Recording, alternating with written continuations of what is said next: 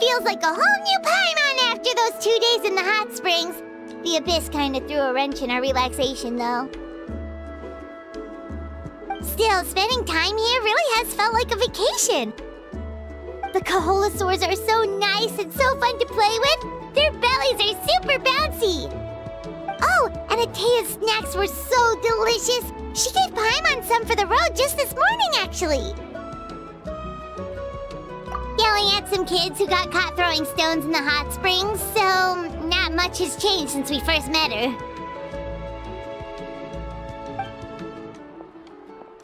Hey, you guys. Sleep well last night? Yep, this area is so nice. Glad you like it. I was thinking of taking you guys out to do some sea fishing. Later tonight, we can eat whatever we catch. Fresh fish is absolutely delicious right off the grill. Hey, Mualani! Yeah? What do you need? The team sent out to fight in the Night Warden Wars has returned. And Kachina? Is she back as well? Kachina fell in battle. But don't worry, the team was victorious, so the Rite of Resurrection will be held in the stadium soon.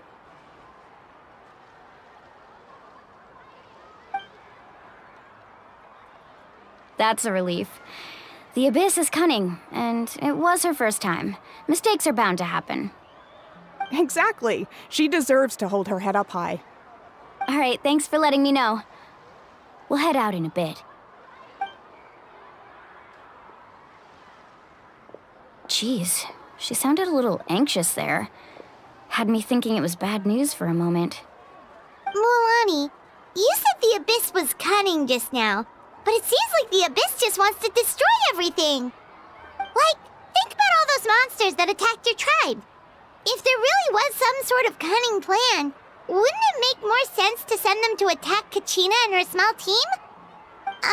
Not that Paimon wants them to be in any more danger, it's just... Relax, I get it. The Abyss is difficult to understand, that's for sure. At a glance, it certainly seems like the only goal is total destruction. The Abyss isn't a living entity after all, so what capacity for logic or planning could it possibly possess? But through our long history of fighting the Abyss, we've realized things aren't quite so simple. 500 years ago, the Abyss invaded Teyvat. You know about that, right? That's right. Khaenri'ah suffered greatly during that time.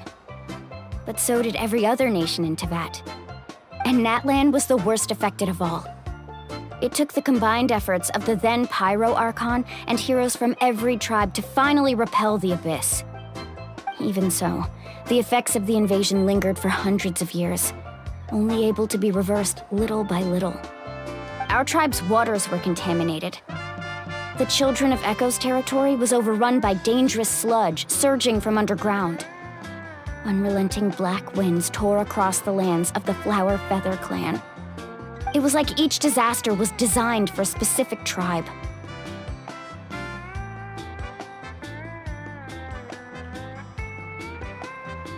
Exactly. We once thought that the Abyss's desire for destruction was a sort of primal instinct, but its methods are, in truth, marked by intelligence. We now believe the Abyss has invaded the Night Kingdom, and has the capacity to read the memories of this land at any given moment. And that's how it became so dangerous and cunning, almost like it knows you inside and out. Yes, and that's why we've been unable to fully eradicate it, even after all this time. Luckily, the problems left behind by the Abyss have been successfully addressed by the various Pyro Archons we've had over the years. Now every tribe is prospering and things are looking up. I mean, just look at what we managed to do a few days ago. We totally fought them off.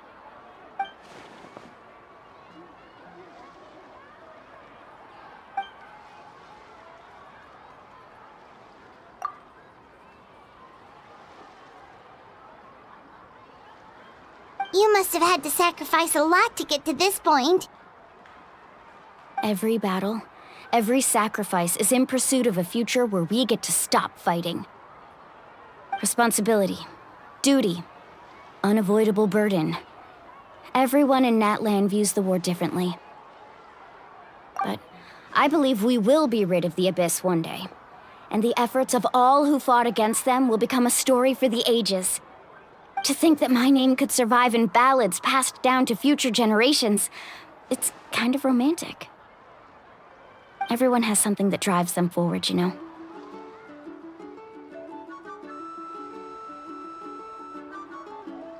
We have to. Not only for ourselves, but for our future. Anyway, let's head to the stadium. Our fishing trip can wait until Kachina's back with us. The sea's not going anywhere.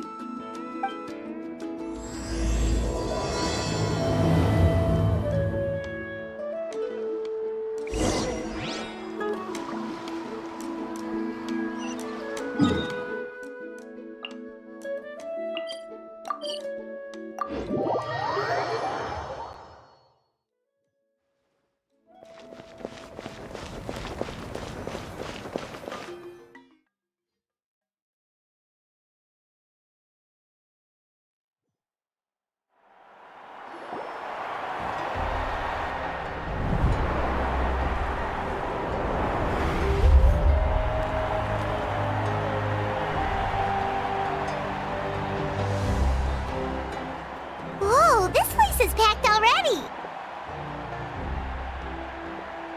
Of course. No one's gonna miss out on the chance to welcome our heroes back from battle. It's their moment of glory. Kachina's gonna be so flustered. She's never had this many eyes on her before.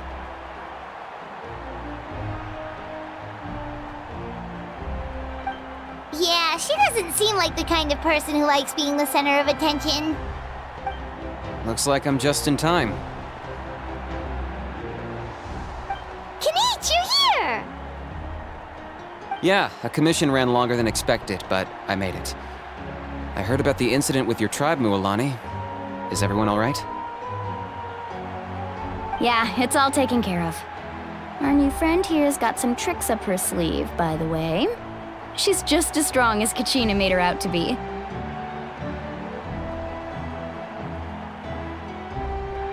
Hey, look! Is it about to start? That's right. Someone will come out and recite a eulogy, and then we'll sing the Ode of Resurrection together. Come on, let's find a spot with a good view. When the singing starts, just follow my lead and you'll be fine.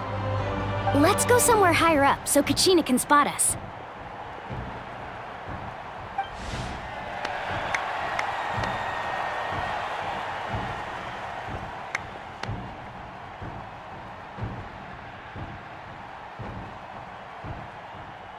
Warriors of Natlan, heed the call of life. We are the inheritors of memory and legend. Those who grew alongside sun and wind. Those who forged our own destiny and future. That is Natlan's fire, the lifeblood of our nation.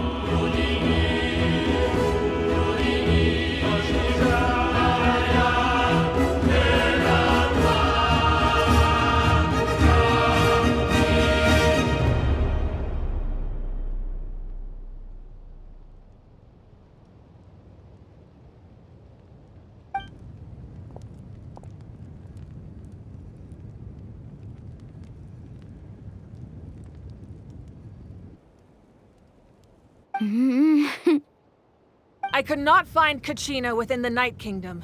or locate her ancient name. What? What does that even mean?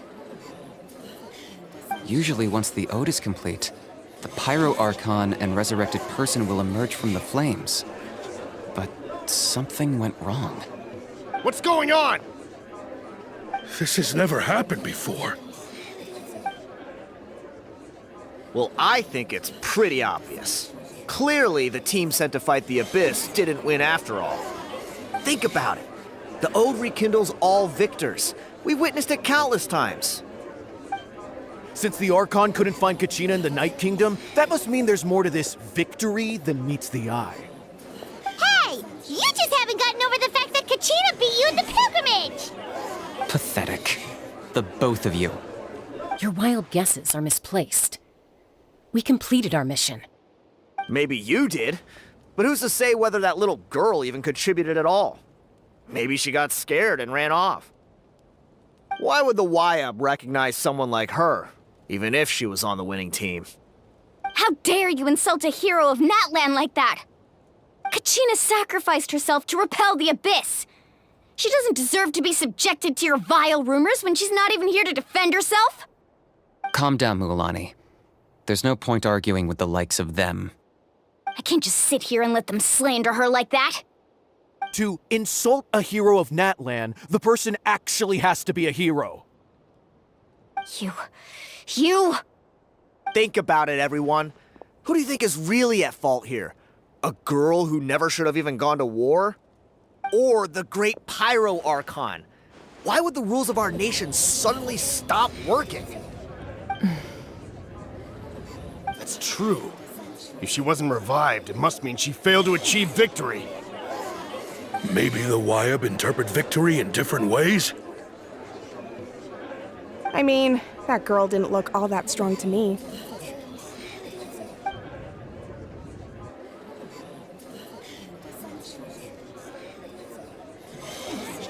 Kachina wouldn't have run! That's not like her at all! No, she's been waiting for this moment for too long. No matter how daunting the situation, no matter how scared she might feel, she's always the first person to stand up and face it head on.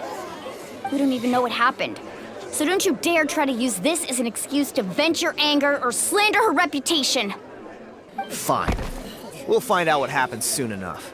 Then, we'll see who truly deserves glory.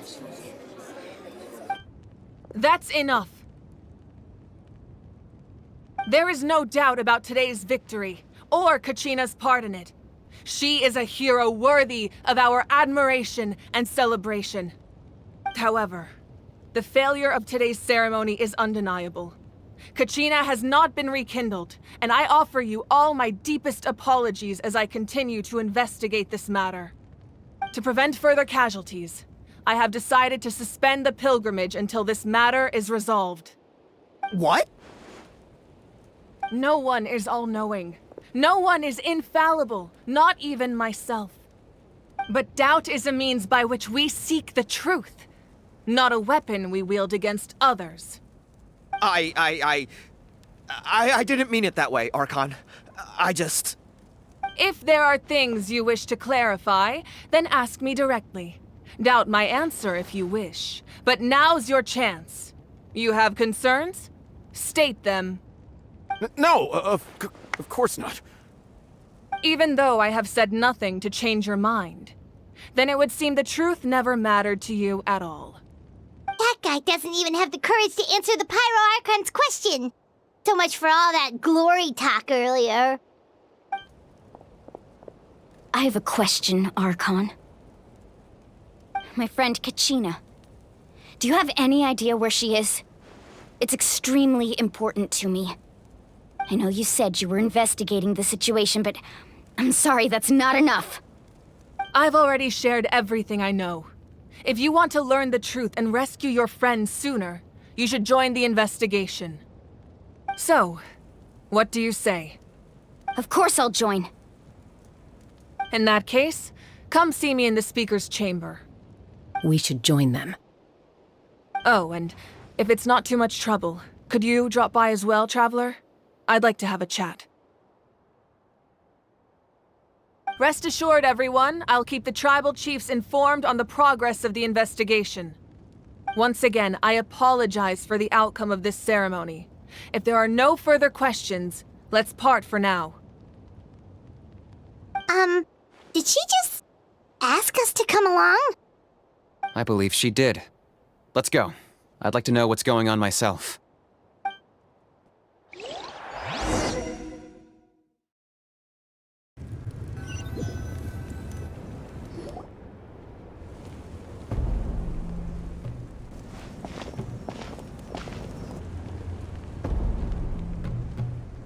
The situation is urgent, so I'll get straight to the point. Kachina is undoubtedly a hero of Natlan, and I'm deeply sorry this happened to her. There's been unrest in the Night Kingdom, but I don't know what's causing it. As a result, I've been unable to track down her location. Until we find and address the cause of the unrest, the Ode of Resurrection will continue to be ineffective. And that means Kachina won't be able to come back? That's correct. Not until the problem with the Night Kingdom is resolved. How long will that take? It's hard to say. Kachina always dreamed of fighting the Abyss, of doing her part to defend Natlan. She wasn't afraid of death because she knew, if it came down to it, the Pyro Archon would be there to bring her back to life. Whenever we sat down together, exhausted from training, she would always hum the Ode of Resurrection. She was supposed to come back to us. We were supposed to hug her and celebrate with her and share her joy. We supported her every step of the way, but what are we supposed to do now? Sit peacefully and wait for her return? Lose ourselves in grief over her death? Tell me, are we her friends? Or her murderers? That's not fair, Mualani. It's all right. I understand your rage and your grief. Kachina's life means a great deal to me, Mualani. Believe me, I want to bring her back as soon as possible. I would give you that peace of mind if I could. But please, hear what I have to say so I can at least give you a broader picture of the issue we are now facing. Considering the recent attack on your tribe, I believe the Abyss has found a new means of undermining the rules of our nation. You mean... The Sacred Flame. The foundation of our resistance against the Abyss. If we continue to hold the pilgrimage and send teams to fight the Abyss, there will likely be more casualties. But if we stop altogether, the Sacred Flame will only grow weaker. The Abyss will scale up their attacks, and the tragedy we saw with the people of the Springs will only be the first of many. If we compare the two choices, the former seems to be the lesser of two evils. Sorry, I know that may sound harsh, but I bear the name Malipo. Weighing the costs is my duty. The raw truth can be cruel. But we need to understand it if we want to approach this rationally. But what would you say, Mualani? This is personal for you. And unlike Kanich, I dare say it's not a simple case of weighing up which course of action is less painful, is it? No. I can't choose between them, and I don't want to. Saying that one is preferable over the other is disrespectful to the people who suffered. You're saying it doesn't matter whether I suspend the pilgrimage. The consequences will be equally painful. Yes. What happened to Kachina breaks my heart. But I couldn't bring myself to sacrifice other people for her sake. And that is the crux of the problem. It's not simply a matter of choosing the lesser of two evils. Either way, there will be people who suffer. And the end result will be the same. Belief in the pilgrimage will waver. Once doubt has crept in, the people will no longer unite in battle against the Abyss. And that is exactly what the Abyss wants. Their ultimate goal isn't to break the rules that make the Ode of Resurrection work. It's to destroy the people's faith in them. To prevent what happened to Kachina from happening to anyone else, we need to suspend the pilgrimage. So that is my current plan. And in the meantime, I've made efforts to strengthen each tribe's defenses. Then, we have to find another way of strengthening the sacred flame to keep the Abyss at bay. This won't be easy. I'll need time to figure out the best approach. I understand your anger, Mualani, but I hope that provided some clarity, at least. Wow. Hyman thought things were gonna get heated for a second, but the Pyro Archon took the time to explain everything so patiently. I owe you an apology, Archon. I let myself get carried away earlier, and I'm sorry. You're right. We need to focus on finding solutions. We could always hold the pilgrimage without sending a team to fight in the Night Warden Wars. That way, we would still be able to fuel the sacred flame. I've considered that, but the two events have nearly always been linked. Without the chance to fight the Abyss, pilgrimage rankings lose their prestige, and competitor numbers will drop. With fewer participants, the amount of contending fire produced will decrease, and the vicious cycle will continue indefinitely. So, essentially, the Abyss has taken Kachina hostage.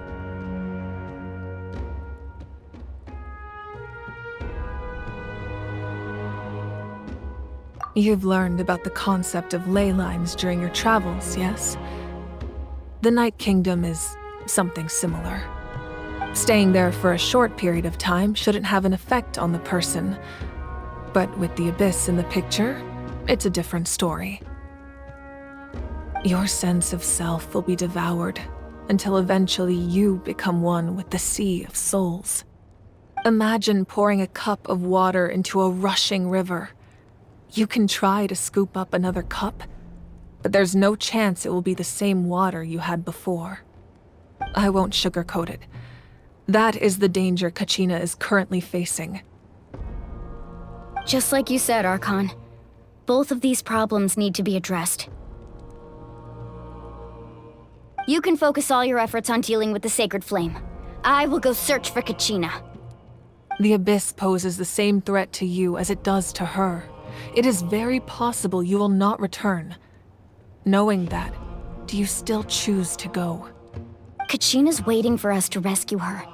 That's all that matters. I failed to protect her during our campaign, but I can make it up to her now. I choose to go as well. Traveler? What do you think?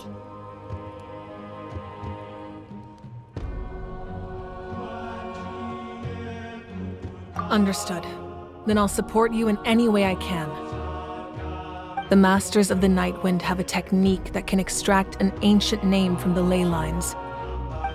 If we can find Kachina's ancient name, I can use the link between them to pinpoint her position within the Night Kingdom. Then comes the hard part. You need to visit the Night Kingdom in person and rescue her. But isn't the Night Kingdom a land of souls? Can we even go there? Under normal circumstances, only the consciousness can enter. But there is a way to go there in person.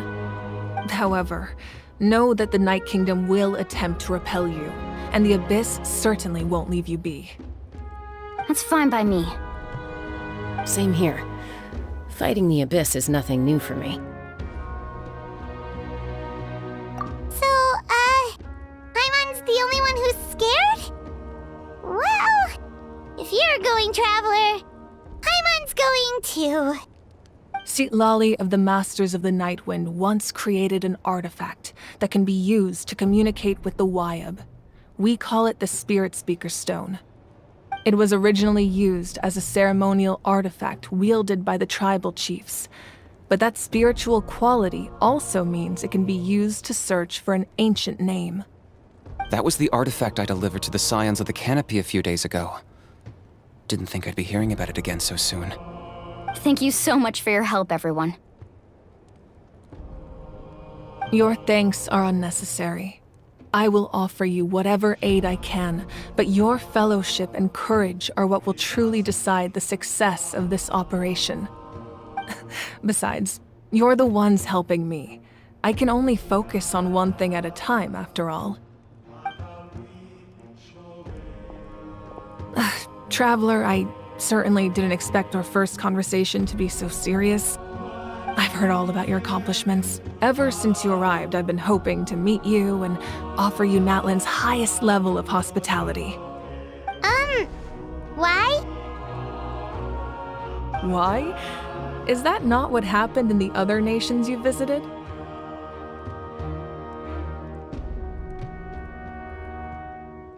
Yeah, things were pretty complicated at the start. And, in the middle. But our reputation's solid nowadays. That's more like it. After all, I've heard you're someone who transcends fate.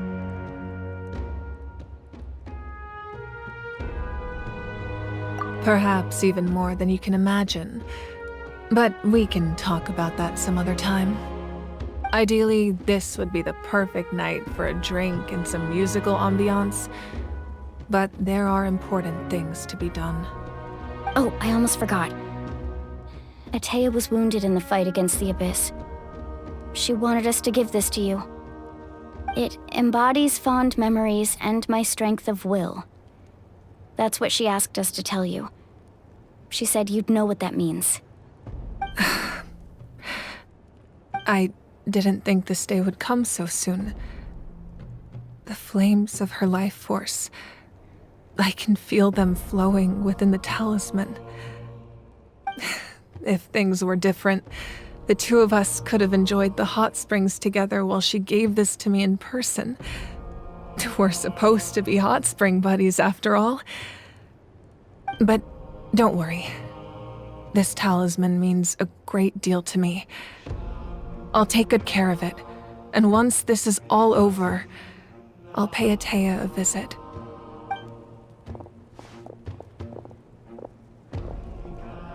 You said you didn't want to jeopardize the production of contending fire. But that's not at all why you decided to suspend the pilgrimage, is it? You're right. Even now, the production of contending fire is far from sufficient. The gradual corrosion caused by the Abyss has resulted in a massive shortage of pyro energy, and we're currently at the breaking point. As things stand, the pilgrimage is a lost cause. Suspending it allows us to save our strength to defend the tribes. The Abyss has brought catastrophe to Natlan, and Kachina's disappearance in the Night Kingdom is a direct consequence of that. We can't let the general public know that. No. If the public learned that Natlan's destruction was close at hand, there would be immense panic. But if I said nothing at all, they would have continued to question the integrity of Natlan's heroes. Another simple choice. The latter was clearly the better solution. But you chose otherwise. I have never subscribed to the belief that the right choice is the one with the fewest sacrifices. Let's go. There's still a way for the sacred flame to last a little longer. You mean? Yes. Come with me.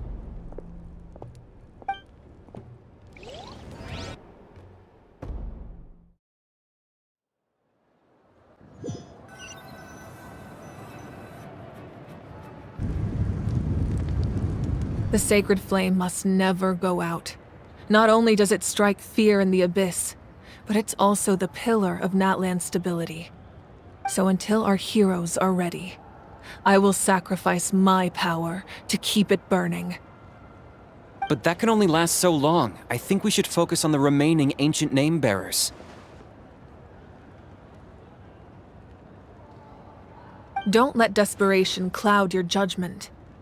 Those chosen by the Wayab have already embarked on their destined path. It is for them to decide how that journey ends, not us. All we can do is support them. Even so, for you to make this sacrifice, it's not right. If not me, then who? No other is capable of sustaining the sacred flame. I possess great strength, but I'm not above my people. This is part of my duty.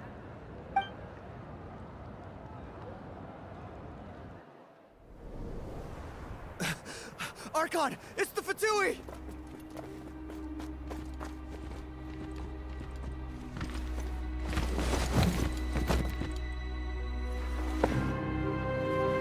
The Archon of Natlan. A force to be reckoned with. The secret of the ley lines is no secret to me. Long have they been destined for ruin. And since the oath made 5 centuries ago remains unfulfilled, what use is the Gnosis in your hands? I don't know what you mean. But it sounds like this is about more than the Tsaritsa. In times of crisis, someone must pick up the mantle of salvation. Your plan has reached an impasse, and now it falls to me to create new rules for Natlan. But before the dawn of a new age, the old must be destroyed.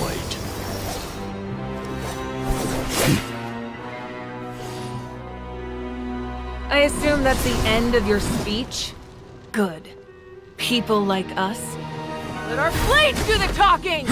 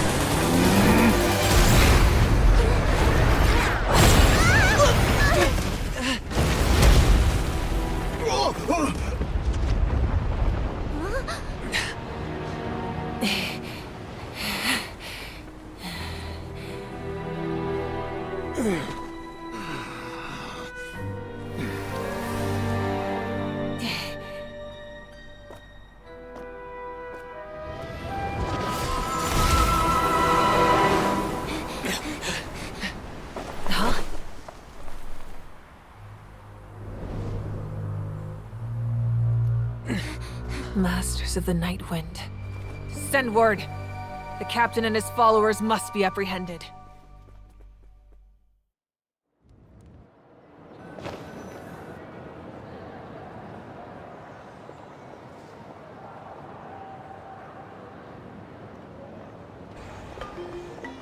Are you alright, Archon?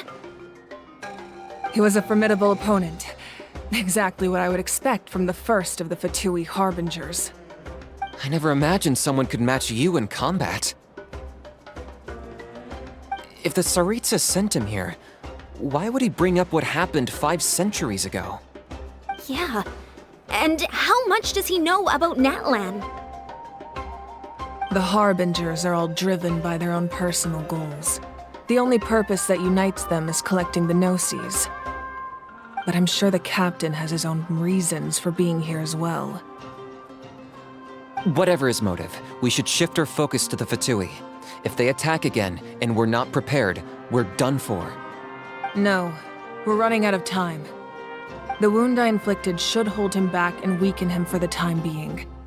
Besides, I'm sure you noticed, The power that came to his rescue just now came from the Masters of the Nightwind. In other words, there are traitors among us. Not necessarily. This could prove to be a very valuable turn of events. When we exchanged final blows, I sensed an unusual presence within him. I'll need to investigate further. Kenichi, go to the Masters of the Nightwind and look into who could have aided the captain. Speak to Lali. She should know. Of course, I'll head out right now. Do you still intend to... Yes, but fear not.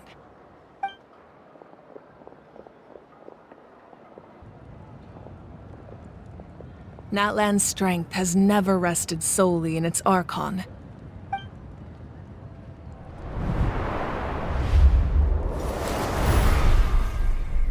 Together we foresaw the only path that leads to our nation's future. We must trust in that vision now.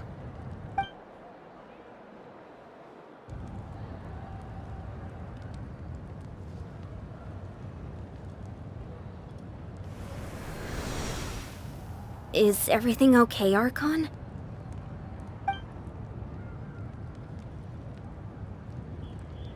Completely fine. Just lamenting the fact that I never got a picture when I could still turn my hair into flames. Too late now. I just hope the others have a safe journey.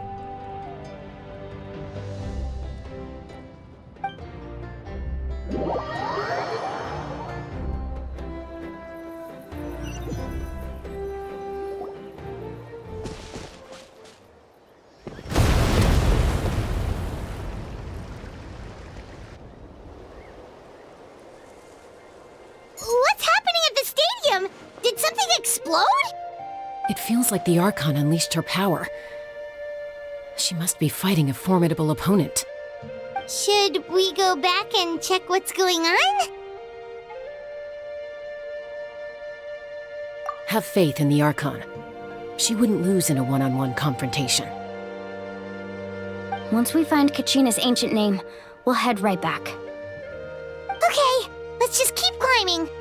Everyone really hopes nothing goes wrong.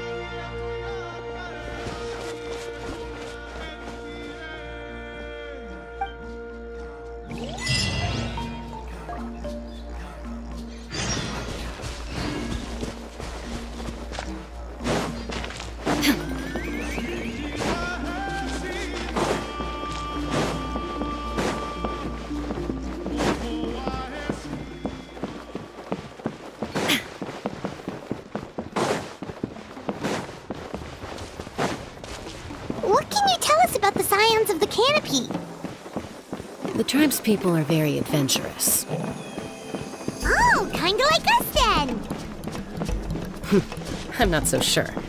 You don't strike me as the type to enjoy danger. The Scions of the Canopy are a bunch of thrill seekers. They love extreme sports like rock climbing, rappelling, volcano parkour, or even bungee jumping without a rope while a Yunkasaur stands at the edge and uses its tongue to catch them. Sound like something you'd be interested in? Okay, that does sound different from our usual adventures. Paimon's not doing any of that. She can just cheer you on from the sidelines.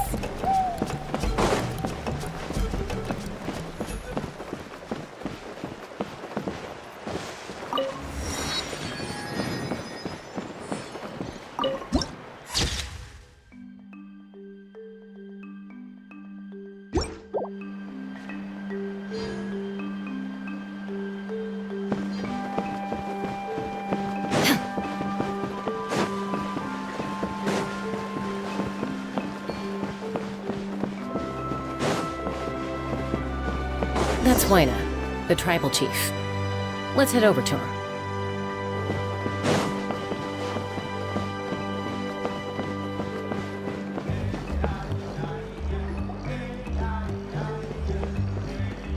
Chaska. Nice to see you again, Huayna.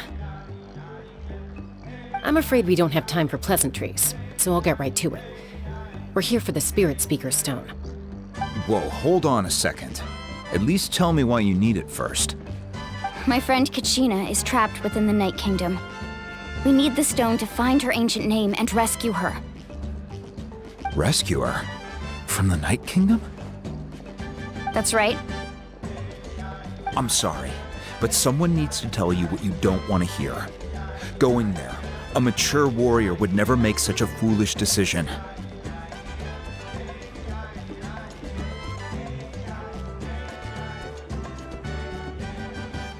The nature of battle is unpredictable. You never know how it's going to end.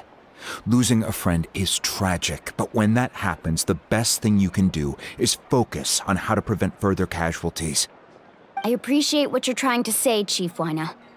But if the price of maturity is abandoning a friend in need, I'll choose foolishness any day. If Kachina's still holding on, then so will I. I thought you might say that. Is something wrong, Wyna? This doesn't seem like you. Life isn't complete without taking risks. That's always been your mantra. It's nothing. The Night Kingdom is a dangerous place. Can't blame me for checking if you were up to the task. If you're that determined, far be it from me to stop you. Here's the stone. Keep it safe, okay? It's not like we have a spare. Thank you. Huh. Seems like you two go way back. But aren't you from the Flower Feather Clan, Chaska? Oh, Chaska's a peacekeeper, so she's famous throughout the tribes. She's always the one people call to resolve conflicts, so we slowly got to know each other that way. Her younger sister Quichi's always hanging around our tribe, too. She's helped us out a lot in the past. Oh, you have a younger sister? Yes, I'll introduce you to her sometime. But let's get back to business. Wyna, how do we use the stone? As you probably know, your intended destination is completely different from the real world. The Night Kingdom is like a river flowing with concepts, and the ancient name you seek is like a tiny fish swimming downstream. In that sense, the stone is like a fishing boat drifting down the river, but the boat alone isn't enough. You need a fisherman experienced enough to steer it in the right direction. We couldn't do that ourselves? With a little practice, I'm sure you could. You have the strength and the talent. If you want to make sure this works, though, I could recommend someone to you. Who? Vichama, a legendary warrior and scout from our tribe.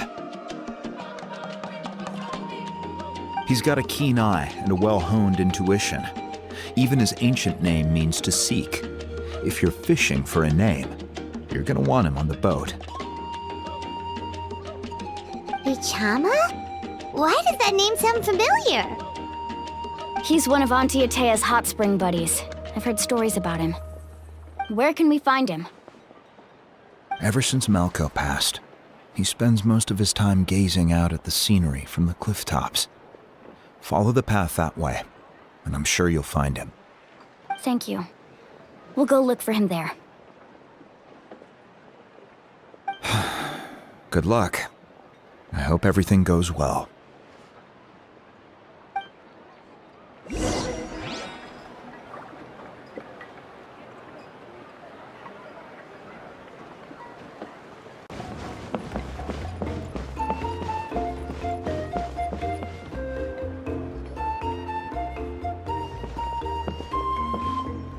Someone admiring the scenery from the cliff tops. Ah! That must be him!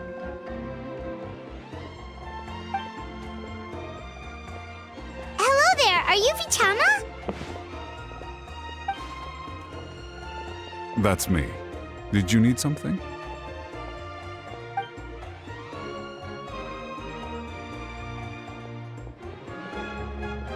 What? You're saying you can bring someone back from the Night Kingdom? How is that even possible? No, if you really think about it, anything's possible in that kind of place. But that would mean... Are you okay? You don't look so good.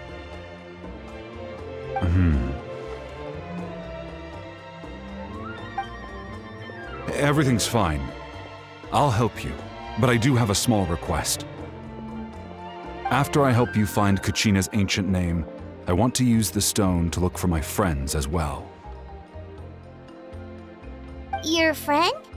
Oh, why not mention someone named Malco? Is that who you're talking about? Yes, but I'd rather not get into it if it's all the same to you. That's not a problem. We agree to your request.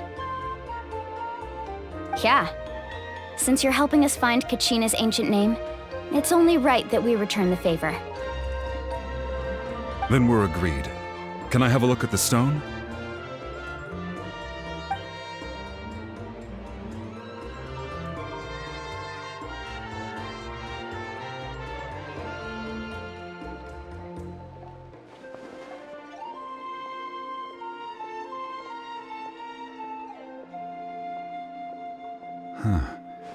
I see. From what I can tell, it functions almost like an abyssal pylon. Both connect the Night Kingdom to the living world. Once the connection is established, the abyss will come surging through the opening like a predator honing in on the scent of blood. So we have to be sure not to use it in a tribal settlement. Wow, you got all that just from looking at it? I just picked up on the basics, really. I still have no idea why it works. You said someone named Lali invented this. They must be a genius. I'll go find an open area and start setting things up. In the meantime, I need you to get 2 things for me. We'll go right away. What do you need? First, I'll need some hook ropes. Pretty much every store around here carries them, so no need to go anywhere special. Oh, and I need to build a net out of them, so make sure you get a good amount. Wait, are you saying you're going to use a real net to catch Kachina's ancient name? How does that work when one's tangible and one's not? By creating something tangible in our world, like a net, we can create a connection to a corresponding concept in the Night Kingdom. Basically, I'm going to use the concept of a net to catch something equally intangible, an ancient name. Oh, I see. What about the second thing you needed? Right. I need 2 chunks of obsidian. Once we bring the ancient names into our world, we'll need a place to store them. Normally, you can only get obsidian from the Children of Echoes, but I heard there's a traveling merchant from that tribe around here somewhere, so maybe you can try your luck there. Gotcha! All right, let's split up. See that clearing? Let's meet over there when you're done. Oh, and you can send someone with me if you want. In case you're worried I might take the stone for myself. What do you think, Chaska? There's no need. Lena spoke highly of you. That means you're trustworthy. I appreciate it, even though that doesn't mean much to me anymore. Anyway, it'll take some time to set everything up, so no need to rush. I'll see you in a bit.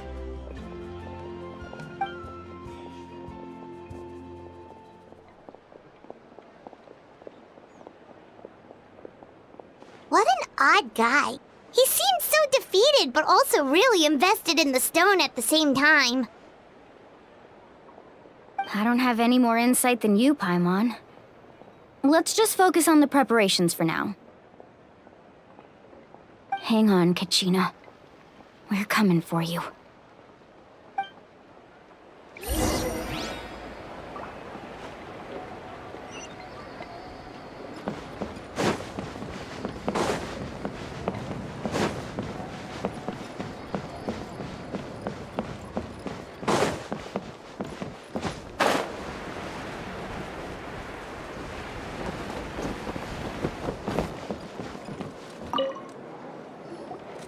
Hello. Do you have any hook ropes for sale? Hook ropes? As in rock climbing equipment? Yes. How much for your whole stock? Oh, the whole thing? Let me see. That would be 30,000 mora in total. Deal? Deal. Wait, really? What, you want me to drive down the price? We just need these as fast as possible. Thanks. Oh, no problem at all. I'll even pass along some information on the house. These ropes are usually used by rock climbing enthusiasts. If you want to learn, Roka's the person you want to ask. All right, that's everything. Here you go. Now we need the obsidian. Let's go talk to the traveling merchant Vichama mentioned.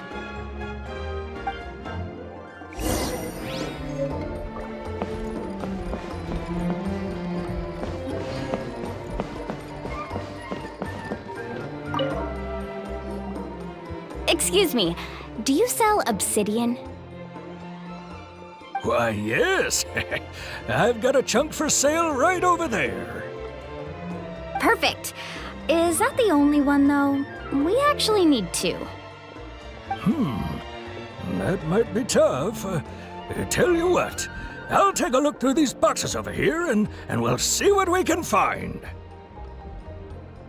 Thank you so much. We'll wait here.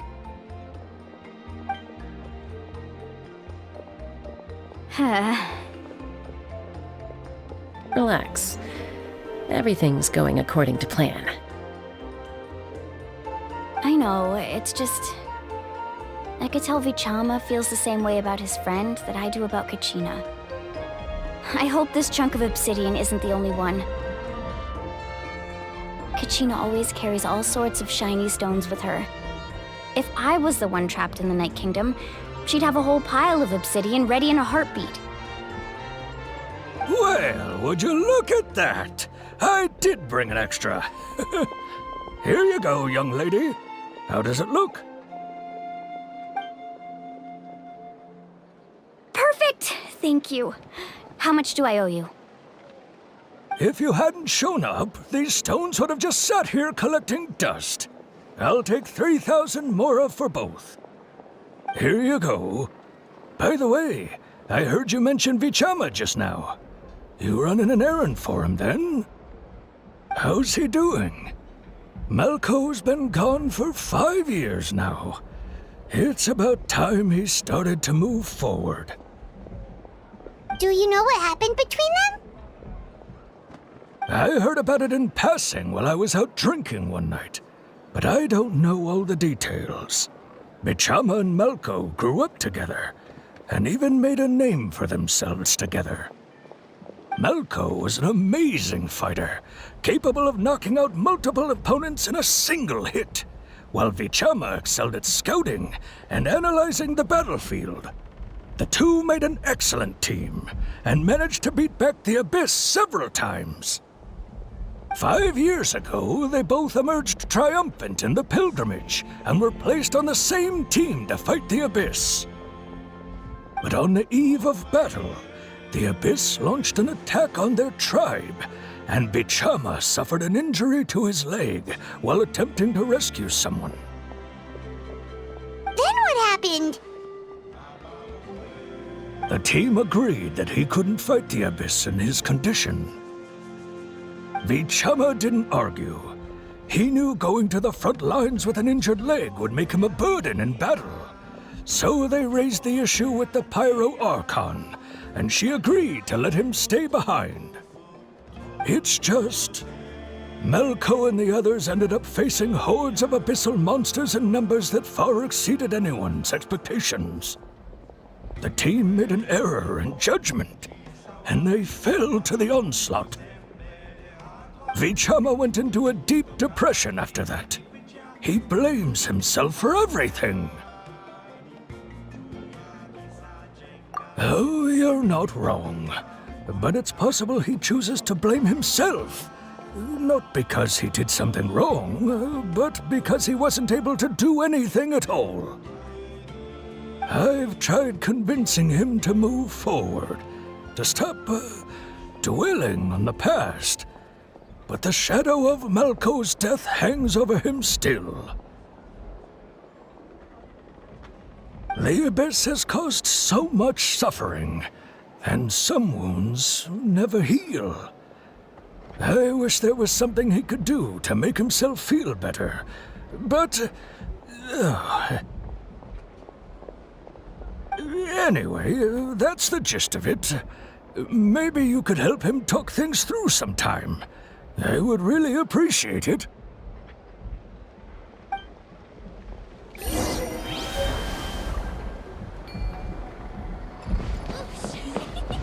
No one can catch me.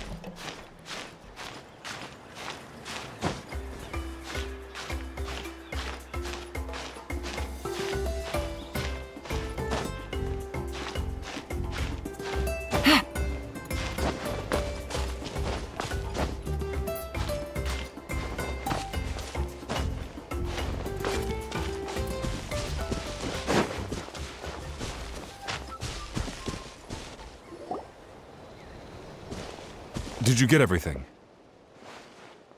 Yep, it's all here. When do we start? I've made all the necessary adjustments, so we're good to go. As agreed, I'll help you find Kachina's ancient name, and then you return the favor. Go ahead.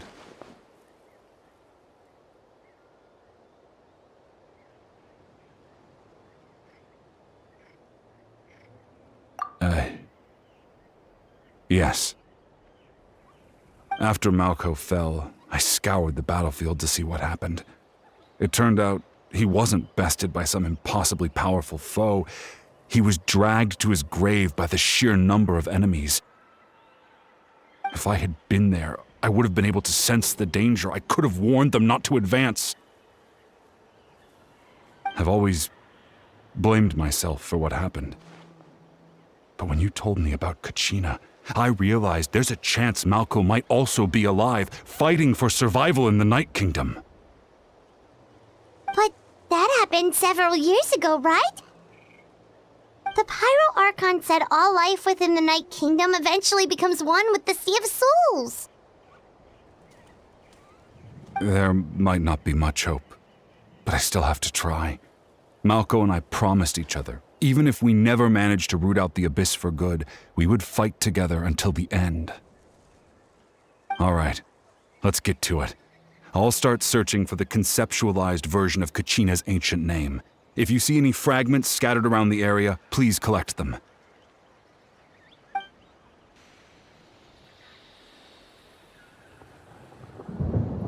Make sure you prepare yourselves for battle. As I said, the stone will link the mortal realm to the Night Kingdom. The Abyss will likely emerge in response.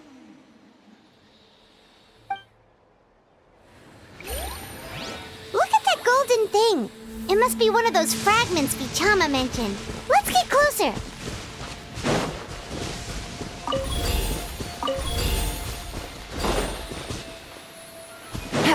Take it easy.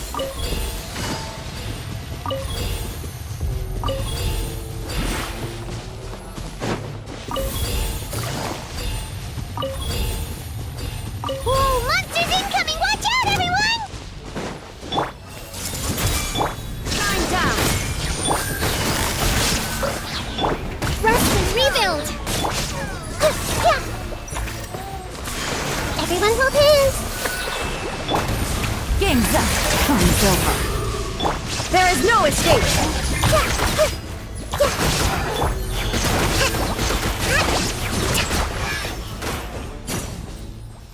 How much longer, Vichama? Not long! We're getting close!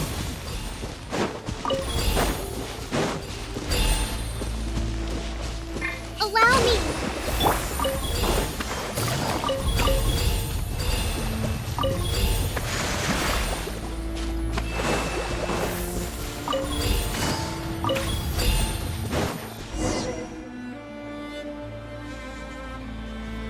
Vichama!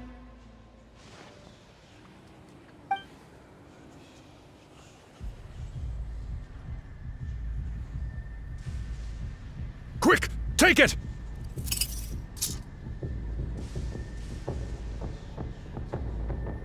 I found Kachina's ancient name. Hang in there, Malko. Just a little longer.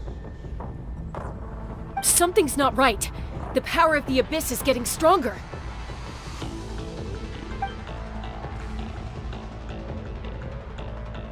The Abyss is corroding his body! Vichama, you can't keep going, you'll die! I should have died 5 years ago. I just need a little more time. Please, I'm almost there. Thank you.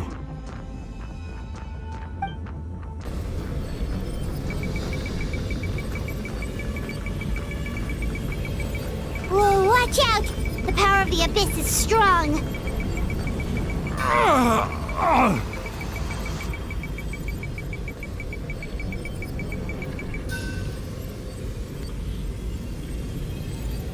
This power. Hanging in there?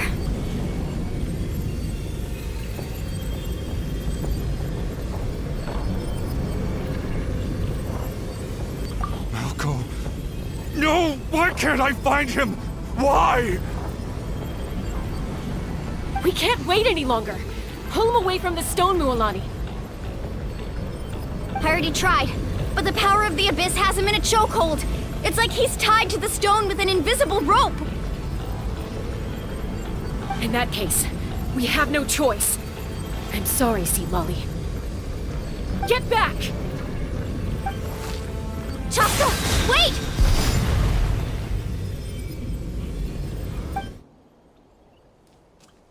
Ouch! What happened just now? It looked like the Spirit Speaker's stone was... The stone's power was spiraling out of control. The only way to stop it was to destroy it. You were all caught in the shockwave of the explosion. You might feel dizzy for a while, but that's normal. Give us a heads up next time, will you? You're lucky we managed to dodge it in time. I thought I said to get back. Yeah, barely a second before you made it go poof. Not everyone has your reflexes, Chaska. We were this close to getting dragged into the explosion. Okay, I'll be more careful next time. At least Kachina's ancient name is still in one piece. Wait, where's Vichama? Vichama!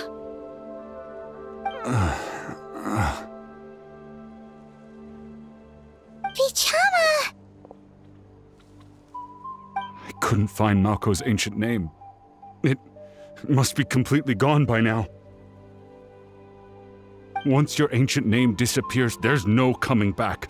From the very beginning, I knew there was a slim chance, but still. And now... it's too late to save him. From the minute he left that day, it was already too late. Vichama. I'm sure he's heard enough condolences over the years. Let's just give him some space. Huh? What's that in your hands, Vichama? It looks like something's glowing!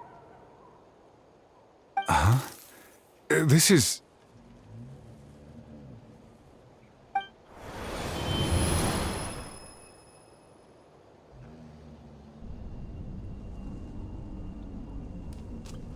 Hey, Malko. Got any strength left? Not enough to swing a sword, but to say a few last words? Sure. Too bad. No one will get to hear them. I never thought I'd actually die on this mission. Not that I'm afraid to die. It's just... hard. Thinking about my mom's face when she hears the news. Guess I have something to be thankful for then. My parents died a long time ago. They won't have to mourn me.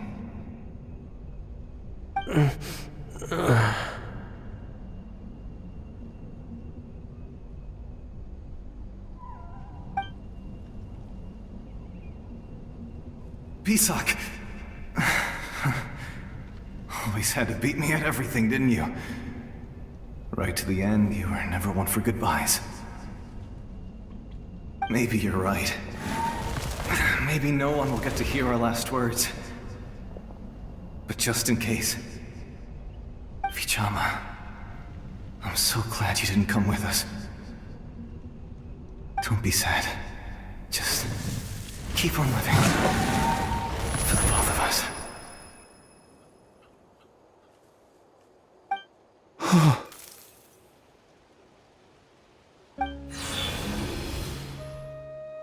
Was that a memory? Seems like we were able to salvage something after all.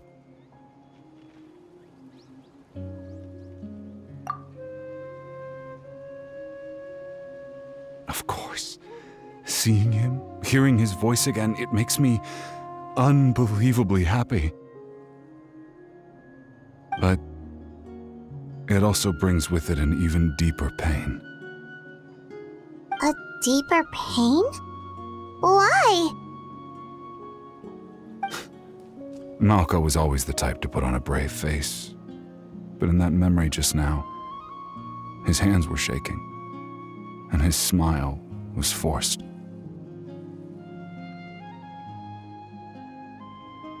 For all these years, I regretted not being able to fight alongside him to the end. And now I know, at the end of his life, he was thinking the same thing. Vichama. I'm fine.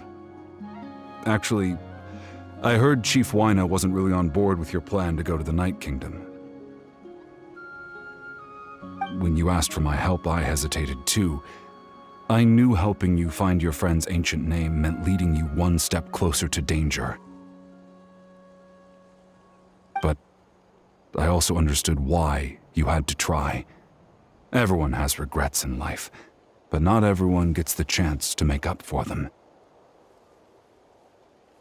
Once allowed to fester, guilt strips us of our most valuable qualities as warriors. In that sense, we might as well choose the braver path from the very beginning.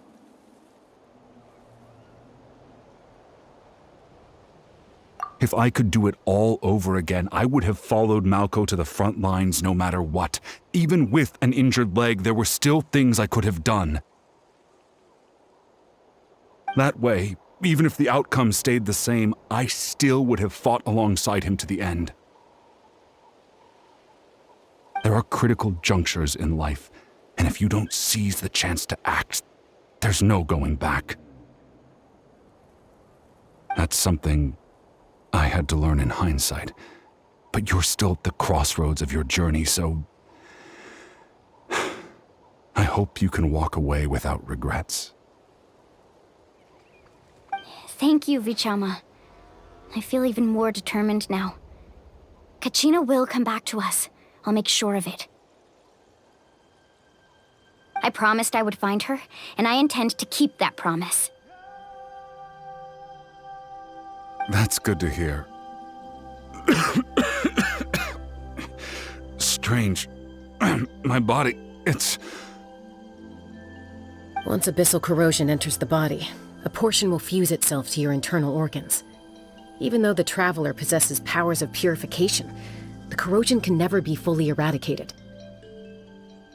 Thanks to her, though, you were only briefly exposed. Slowing your breathing and controlling your emotions should help you keep the symptoms in check.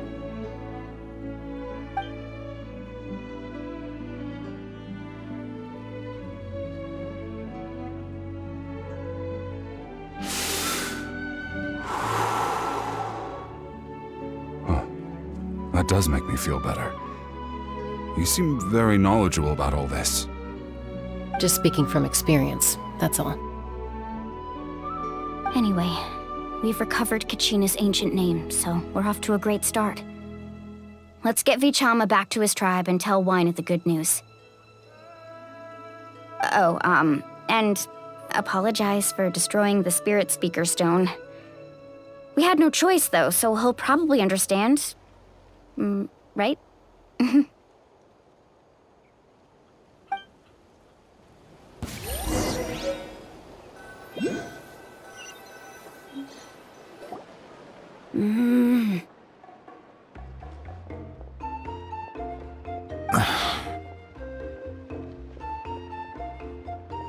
Koichi, are you really gonna just stand there like that? I don't know what you want from me. I think you know exactly what I'm trying to say, Uncle Wina. I can hear it in your voice. Honestly, it's just one thing after another with you two. They're back. Koichi? What are you doing here? Don't play dumb with your own sister. You know exactly why I'm here. My apologies, everyone. I just need to borrow Chaska for a few minutes. You come with me.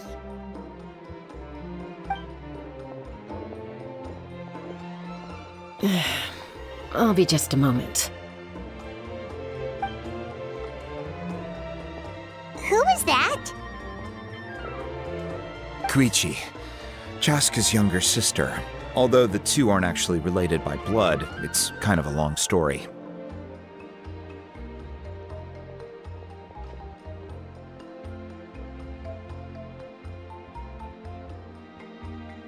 It's not really my story to tell, but I guess it's not a secret.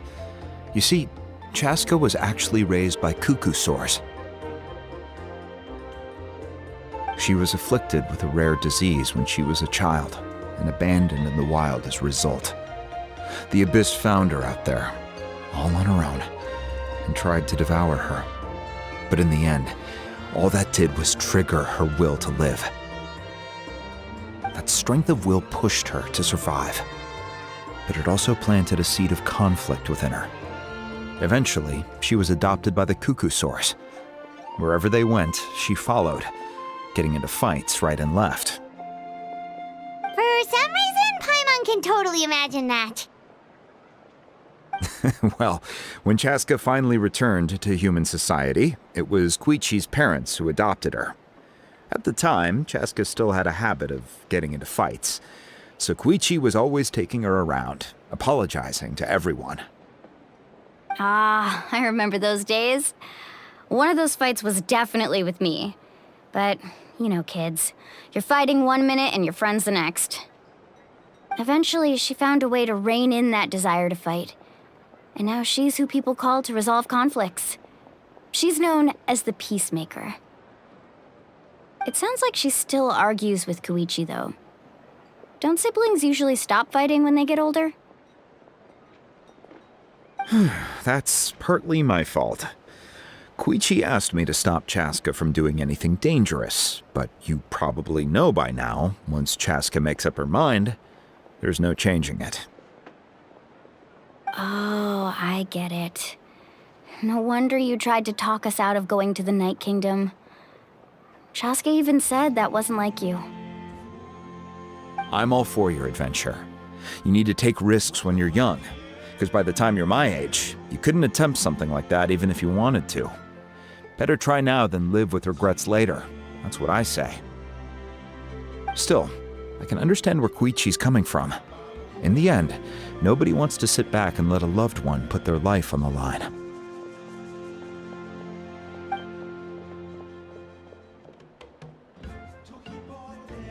All right, it's just the two of us now. You have 1 minute to explain yourself. I don't have anything to say. You don't have to approve, but you should know I only do what's necessary. That attitude is exactly the problem. It's like you don't care. You try to sneak off to the Night Kingdom behind my back and then play it down as if it's just a trip abroad. Well, technically I am going abroad, right? Again with the excuses!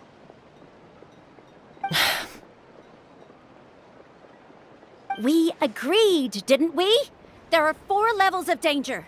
If it's not something urgent, you can only engage in level 2 danger and below. You can only go up to level 3 if a situation is so dire there's absolutely no alternative. But a trip to the Night Kingdom? If that's not a level 4, I don't know what is! And you were just going to sneak into the place without saying anything! What do you mean, sneak into the place? I always planned on walking in there with my head held high. You bought off Uncle Wina, didn't you? He promised me he'd stop you from doing anything dangerous. Oh, it's like he didn't even try. You feel like he went back on his word. What if I told you my mind was made up, and there was nothing he could have done? Not even by force. Oh, I knew it! So he did try to say something, but you didn't listen. This is important. If you were in my shoes, you'd make the same decision. You don't know that? I'm a doctor, and I handle logistics. If you're going to waltz into a dangerous situation where you could lose control at any moment, it's my duty to say something. All right, whatever. Anything else? What do you mean, anything else? Why don't you reflect on what you've done and promise me you'll stay put? Time out. Is this one of our normal arguments or a serious one?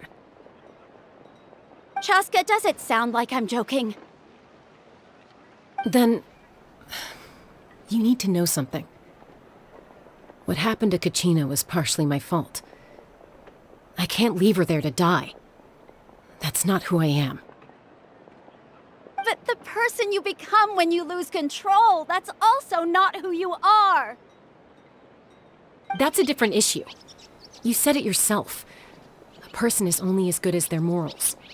If I want to live in Natlan, I need to display qualities that make me worthy of this nation. I've also told you that managing your condition is equally important. Sometimes you have to make sacrifices. All right, let's stop this here. If we keep going, I might actually have to get serious. And I think Wina prefers his roof attached to his house. Is that a threat? That sounds like a threat to me. Koichi! Younger sisters are supposed to listen to their elders.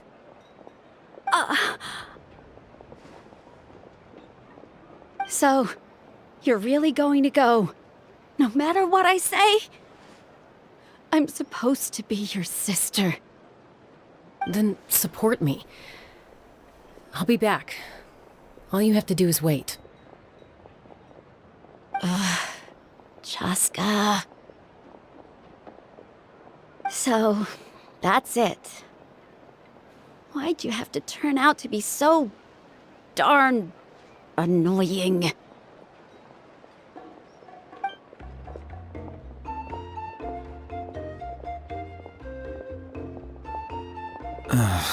You two are something else. Something you wanted to say?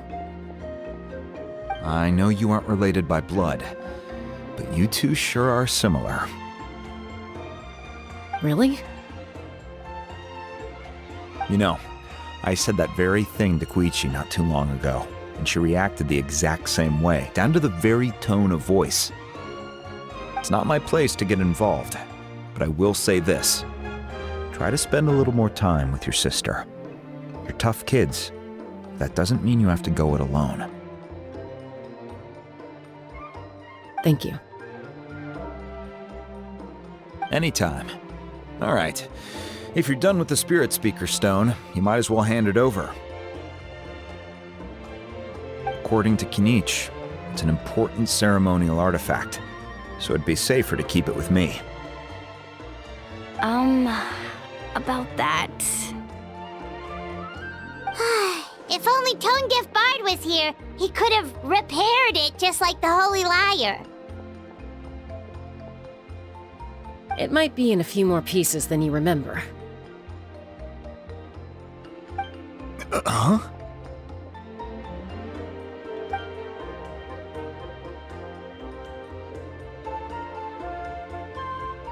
I see.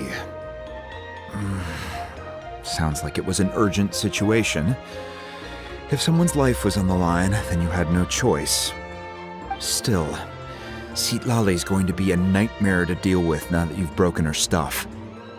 I'll explain everything to her later. Stay safe out there in the Night Kingdom, okay? I'll wait here for your safe return.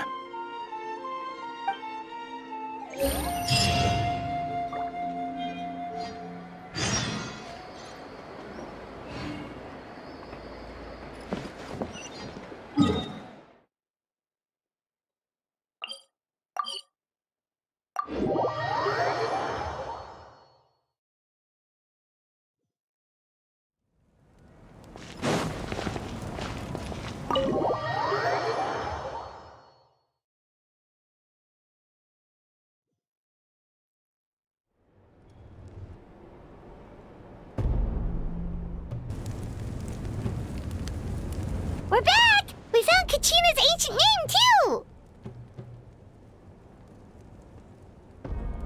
Well, it's fairly complicated. Let me give you the condensed version.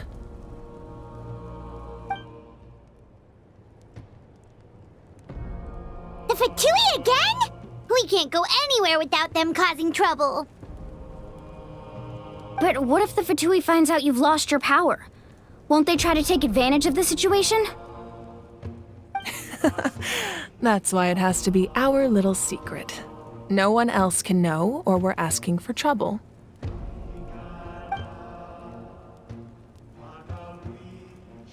Look, I wish I could offer you some sort of consolation, but I won't lie to you.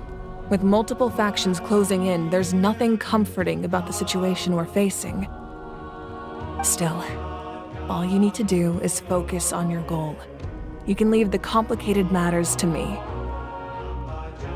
I can also step in on the Pyro Archon's behalf. There's a limit to what I can accomplish, but I'll help you however I can. There's no need to be so modest, Yan-san. Your incredible strength has long been a well-known fact. You're the pride of your tribe. Archon, I'm sorry about before.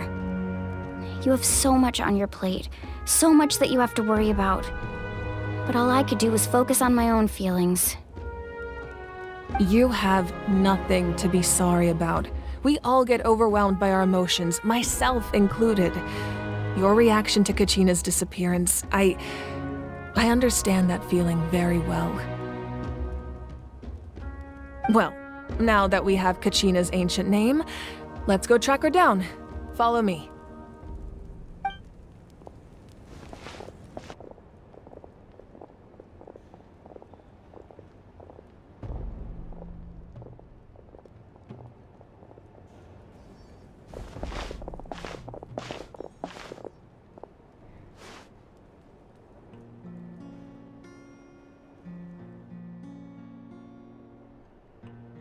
What is this place? Hey, isn't that Atea's talisman?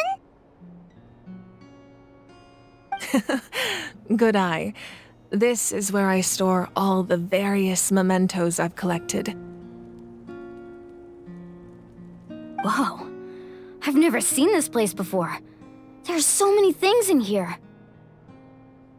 It looks like there are items from every tribe. Collecting them must have taken a lot of effort. I suppose you could think of it as a hobby of sorts. In Natlan, everyone grows up listening to the stories of heroes.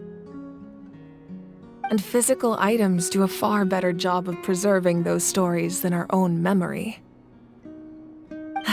Now, I still have some preparations to make for the ceremony, so feel free to take a look around in the meantime. If you're curious about an item, I'm more than willing to tell you about its origins. All right, we'll have a look.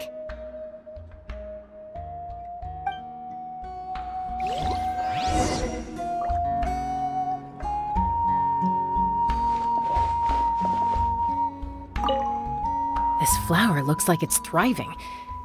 You must be good at taking care of plants, Archon.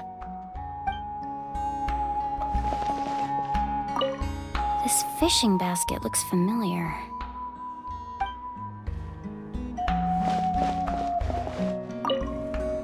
Make sure to handle everything with care. This cup, for example, it's heavier than it looks.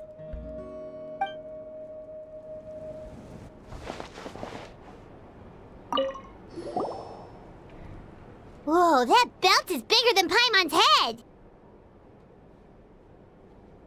The Collective of Plenty are known for their bodybuilding competitions and contests of strength. This belt is a symbol of great honor within the tribe. The association with strength might also have been the reason the original belt was extremely heavy. It was difficult for even 2 people to lift. And even if a warrior had the strength to put it on, wearing it for any length of time would still leave them gasping for breath. Sounds like it. So the owner of the original belt, Kitera, commissioned a craftsman to make a copy identical in appearance but far lighter in weight. That is the belt you see before you. He would often wear this version when training in order to protect his waist. Or he made a lighter version so he could wear it all the time and show it off.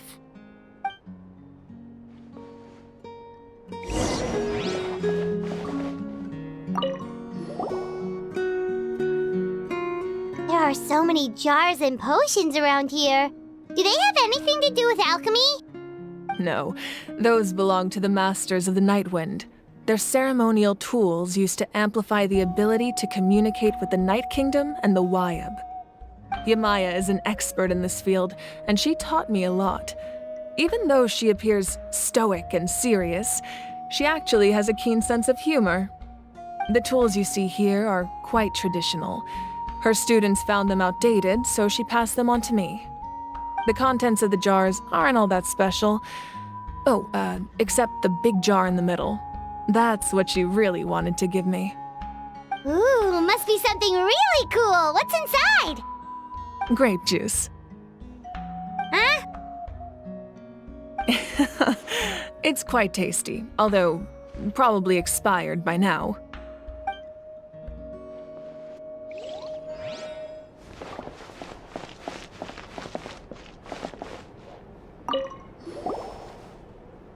Hey, there's a fishing rod here. It must have belonged to the people of the springs. That's right. It belongs to a legendary fisherman named Matavaru. I have his entire set of fishing equipment, actually. He and I met in a tavern. He told me about a particular kind of giant fish and his meticulous plan to catch it. In his eyes, I saw a hunger and a strong fighting spirit. To him, the sea was the battlefield upon which he staked his honor. So, did he do it? The next time I saw him, he was covered in scars. It turned out the fish he sought had been corroded by the abyss. He managed to kill the fish, but sustained a serious injury in the process, which meant he could never go deep-sea fishing again. Can a fisherman claim victory if he fails to bring back his catch? That's what he asked me in the end. Well, Paimon thinks he won. That was my answer as well. The experience was far more valuable than the prize itself. In the end, he didn't want his tools to go to waste, so he gave them to me. Wait, that means you also know how to fish. Maybe we can go head-to-head sometime.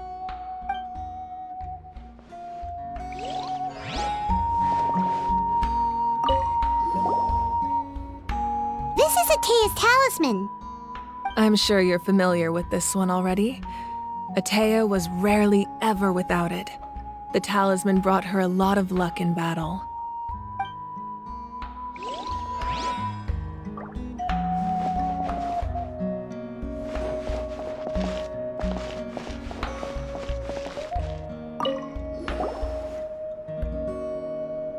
Whoa, this weapon is huge! Which tribe did it belong to?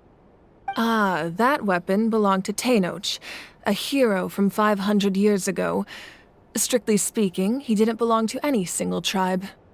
That's because even before the disaster with the Abyss broke out, he had already been exiled. Exiled? It was a punishment imposed out of necessity, but he accepted it all the same. He believed it was what he deserved. When the Abyss attacked, the tribes found themselves in urgent need of a powerful figure to lead them into the battle, and there was no one more courageous or resolute than him. He united the 6 tribes and accomplished great feats throughout the war. Ultimately, he perished. And because he had already lost his ancient name, the Ode of Resurrection was unable to bring him back. And so, he was laid to rest, alongside the countless warriors and civilians who lost their lives, buried in the soil of his native land. Wow, he sounds like a true hero.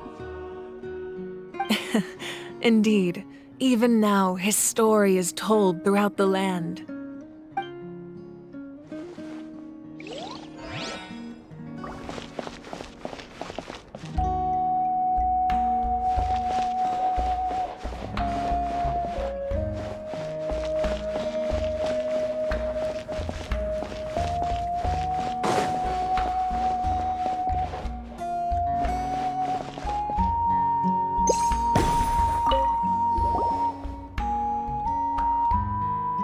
The powder still needs some time to settle, so let's wait a little longer.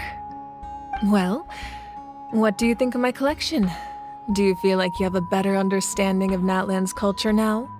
Yeah, if each item represents a different story, seems like Natlan's really been through a lot.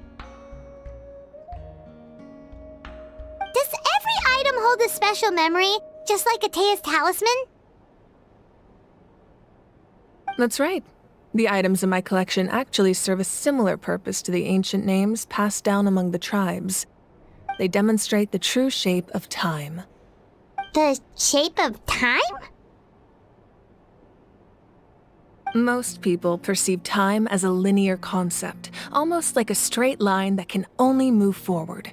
We cannot change the past or predict the future. But there's also a different theory, one that I believe to be closer to the truth. Namely, that the past, present, and future all exist at once. At once? Paimon's not sure she understands. Let's say your journey ended right now. Thinking back on your experience in each nation, which one would you say was the most important? Exactly. Even at the end of your journey, the things you experienced along the way don't cease to exist. They become part of who you are. Take out a portion of that journey, and you would likely make very different decisions, and eventually arrive at a very different destination. The future is the same way. It exists even though it has yet to come to pass. We just lack the means to perceive it. Of course, there are those with the power to foresee the future. They simply call it by a different name. Fate. You're quite familiar with that concept, I would imagine. That does kinda make sense. The future hasn't happened, but already exists. Humanity excels at living in the present, but too often we forget the past and neglect the future.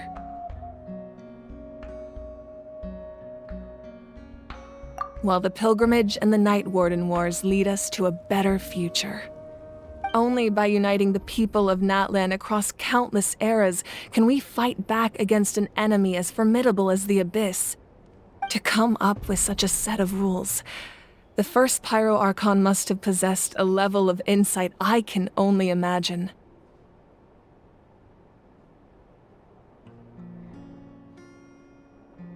That's correct. At first, he was a mortal man with no special power.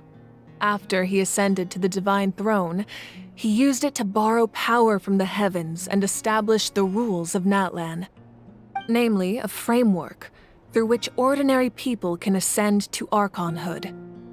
By holding the pilgrimage, we're able to determine the strongest among us. And when that person ascends to the divine throne, their inner flame will awaken.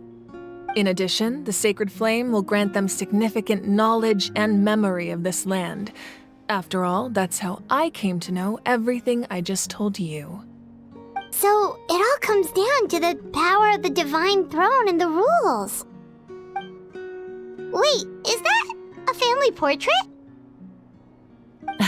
Yes, that's my mother, father, younger sister, and the little saurians we raised. I turned a piece of my dad's leather armor into a canvas and commissioned a famous artist to paint our likeness. Your sister is so cute! It looks like the two of you are really close. Paimon was having a hard time thinking of an Archon as an ordinary person, but seeing this portrait, it kind of makes sense now. It really doesn't look like there was anything special about you before. Oh, wait, is Paimon allowed to say that? A little late for that question, don't you think? Sorry! Paimon's so sorry! Paimon's mouth works faster than her brain sometimes! It's alright. I'd never get upset over something like that. No matter what others may say, my past is a precious part of my identity. I'm forever proud of the life I used to lead. Becoming the Archon doesn't mean you sever ties with your family. The position just comes with a lot of responsibilities, so it impacts how often you get to see them. My father made the most delicious stew, so my sister would often bring me a large pot of his cooking, and we would sit on a blanket and eat it together. One time, we didn't close the door securely, and the saurians we were raising ran into the room and knocked over the entire pot. My sister immediately burst into tears. The two troublemakers were going for the meat, but when they saw my sister's distress, they froze on the spot. I still remember the way they laid there, sulking like a pair of children, even after making such a mess. It was frustrating, but in the end, all I could do was comfort my sister and move on. Wow.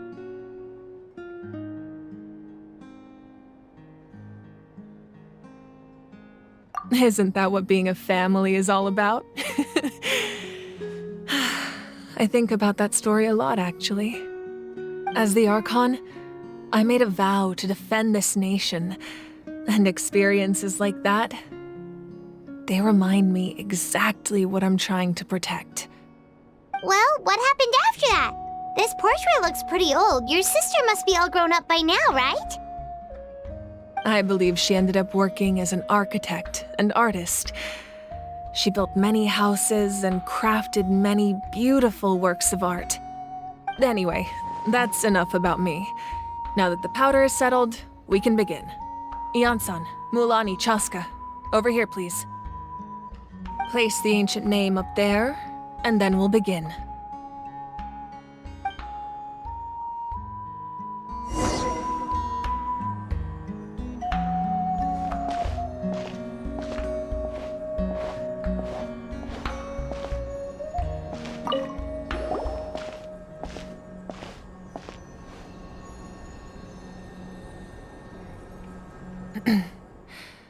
Surely as the echoes of life resound through heaven and earth, so too shall our stories remain eternal.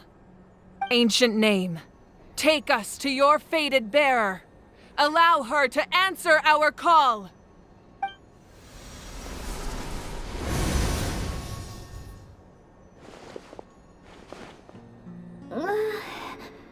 Am I hallucinating again? Kachina! Are you okay? Huh? I'm not seeing things, am I? Is the Abyss playing tricks on me again? It's okay, Kachina. It's just us. We're trying to find a way to bring you back. Everyone, you have to listen to me.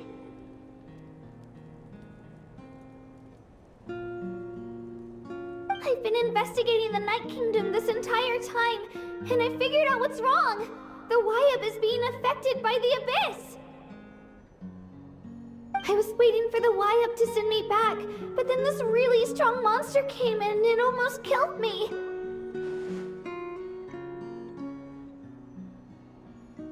The Wyab saved me, even though its power is weakening, so I've been hiding from the monsters while trying to find a way to help. The Night Kingdom has become a huge mess, though. I keep hearing these awful sounds and seeing really horrible things. Don't listen to those sounds, Kachina. The Abyss is trying to strip you of your sanity. All you need to do is stay safe and wait for us. We'll be there shortly. It's okay. I feel so much better now that I've had the chance to talk to you guys. You don't need to worry about me. I've never been strong or special at all, really. So I don't blame anyone for forgetting about me or leaving me behind. Just knowing you care is more than enough. I'll find a way back. You don't have to put yourselves in danger to come rescue me. You're always like this, Kachina. Now's not the time to act tough. We're coming for you, and that's final. I don't know what lies the Abyss has been feeding you, but I'll tell you something right now. Nobody here sees you as a burden. You're a victor of the Night Warden Wars, a hero of Natlan. All you need to do is wait for us to rescue you, and you'll get all the applause and recognition you deserve.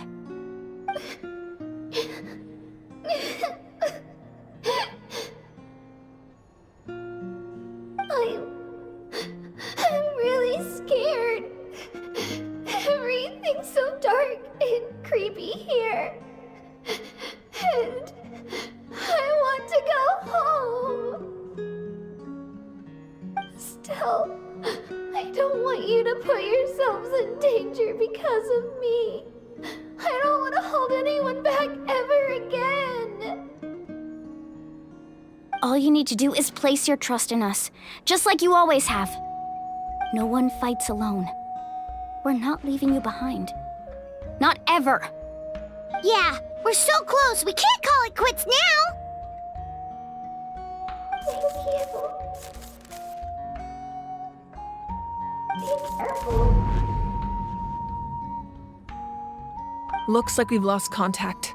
Now comes the most dangerous part. You have to traverse the Night Kingdom in your physical form. This entrance to the Night Kingdom was left behind after an abyssal invasion. Even a brief amount of time inside could expose you to corrosion. I know. I'm prepared for that possibility. All right, then I wish you all the best. I'll tell Koichi to be ready just in case. She's very experienced in dealing with abyssal corruption. That face you just made. Don't tell me you two got into another argument. No, I just feel bad for creating more work for her. I'll go with them too, Archon. The more people, the stronger the party. Thank you so much for your help, everyone. It really means a lot that you're willing to brave these dangers with me. And there's no time to lose, so let's get going. Now that I've lost my power, I won't be able to provide much practical support. But I can still keep an eye on the situation from here. Eon-san, I know it's unlikely, but if you encounter a situation you can't handle... That won't happen. I hope not.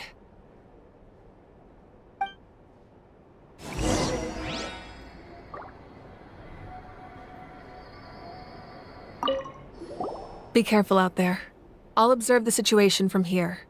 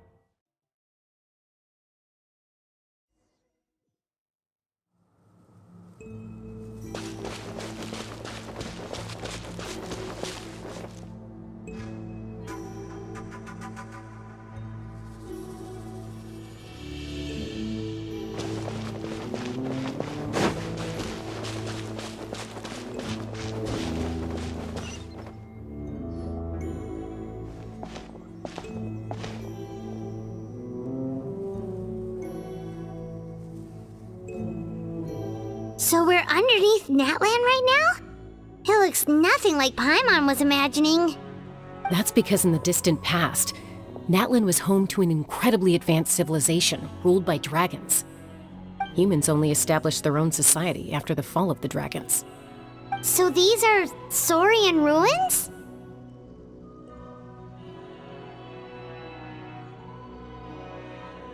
Wait, you mean like the elemental sovereigns? They had their own advanced civilization? Yes, a really long time ago. Very few records have survived until now, so no one really knows what the devices here are for. These ruins have been abandoned for a long time, but with the recent increase in Abyss activity, the installations around here have somehow been activated again. So what you're saying is, we're not in for an easy trip to the Night Kingdom. No. It's going to be obstacle after obstacle from here on out. Why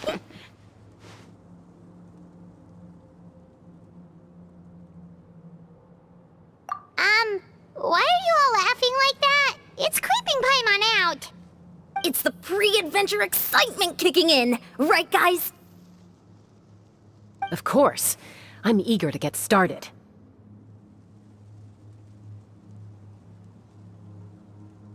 Then let's go. We won't let anything stand in our way.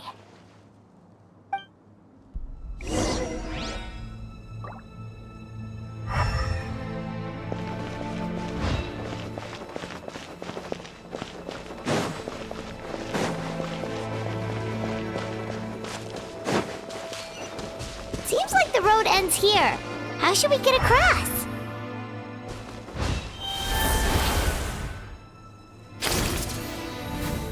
As a professional trainer, I think you could stand to build up your endurance, Paimon. Professional trainer? Paimon thought you were a warrior from the Collective of Planning. Well, that goes without saying. But I actually work as a sports coach. I provide professional guidance for many of Natlan's popular sports. And I don't just mean physical training. I design nutrition plans as well. Ah, so basically no sugar, no soft drinks, no grilled meat. Yeah, we'll be here all day if you list them out one by one. It's much faster to just focus on what's good for you. Such as? Vegetable juice. Want some? You know, Yan-san, Paimon feels like the two of us might not see eye to eye.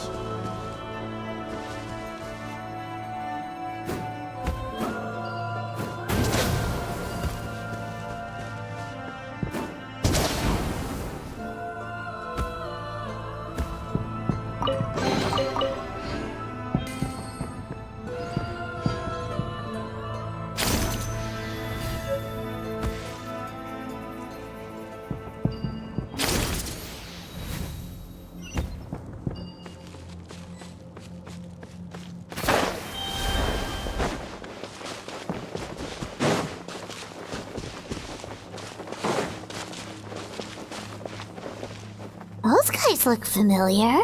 We've fought them before. Let's go. Show no mercy.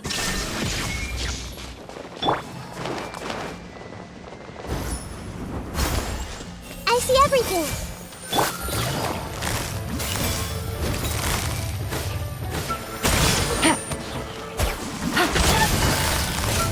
Busted.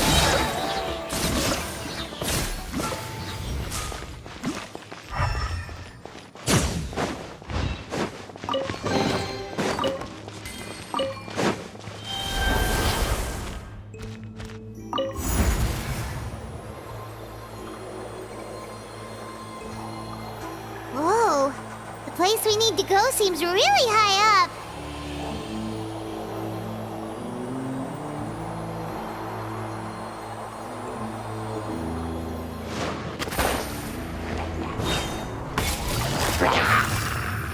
Quietly now. Everyone hold hands. Shine down! Take.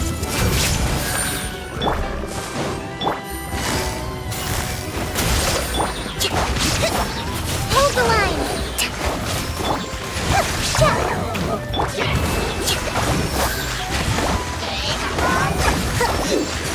Covenant of the Deep.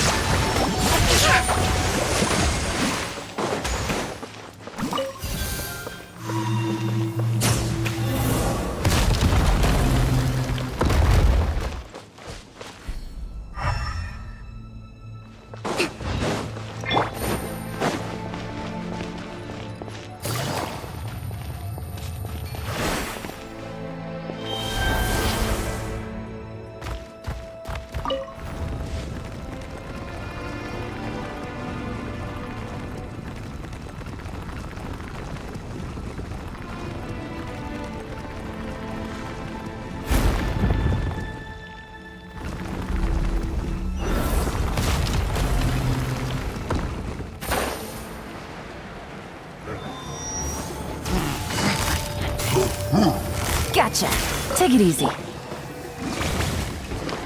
Everyone hold hands! Busted. Allow me!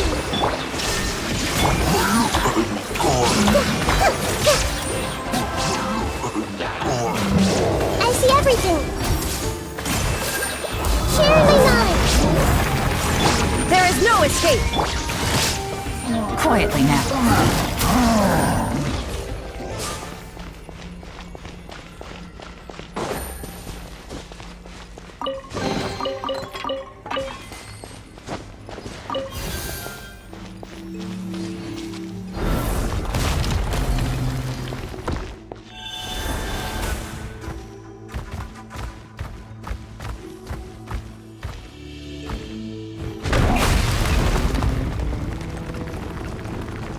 This is the final stretch. We just need to climb up, and we'll be there. Nothing to it. Easy for you to say.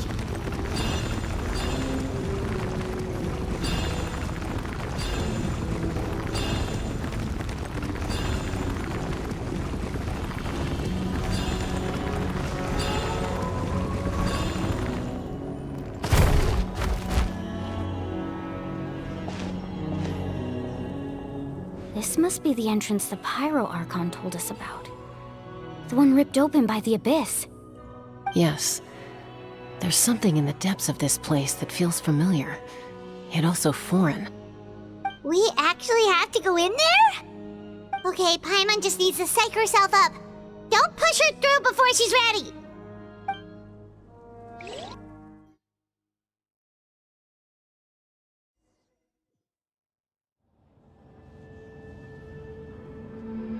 Hey! You don't have to drag Paimon! You're pulling too hard!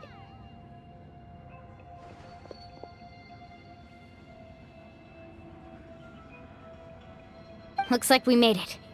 This is the Night Kingdom.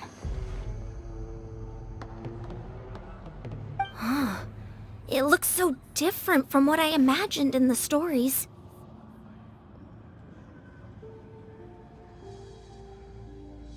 That overflow of energy is probably what trapped Kachina here in the first place. From this point forward, everything we know about the real world no longer applies. Anything can happen here. Paimon's more worried about how we're gonna make it out. We obviously can't go back the way we came. Do you see that patch of light on the ground? It's shining down from that fissure in the sky. Oh yeah, right in front of us. So that's coming from up there? Oh, it's so high up. Did we really fall that far down? Just like I said, our real-world knowledge doesn't apply here. We fell all this way, yet came out completely unscathed. If this was the real world, we'd have to climb our way back up to the entrance. But here, all we have to do is stand underneath the light and offer a prayer. That's it?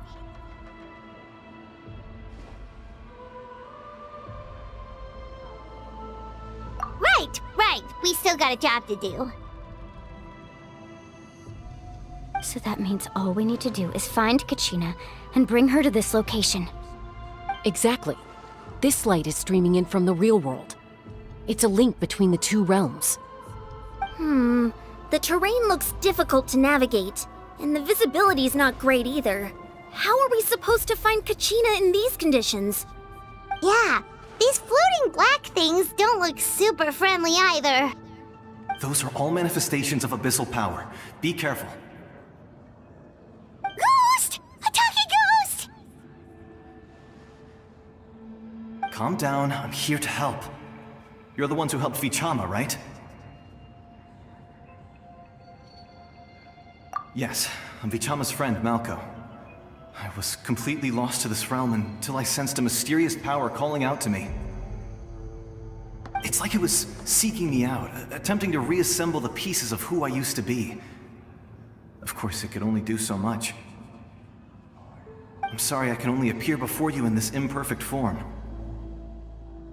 No, we should be the ones apologizing. If the Spirit Speaker's stone hadn't become corrupted by the Abyss, we could have done much more. But we had to destroy it. Otherwise, Vichama and his tribe would have been in danger. Of course. Thank you for protecting him. I never imagined that even after all these years, he'd still take such a risk for me.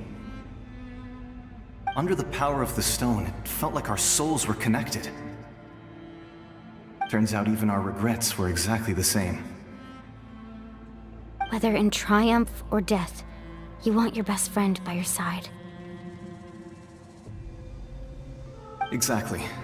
That may not be in the cards for us, but it's not too late for you. You're looking for a young girl from the Children of Echoes, right? She's being chased by an embodiment of abyssal power. I'd like to help her while I'm still in this form, so follow me. Be careful. This place has been severely corroded by the Abyss. Paimon didn't realize it had gotten this bad. It's like a seething volcano ready to engulf our world at any moment.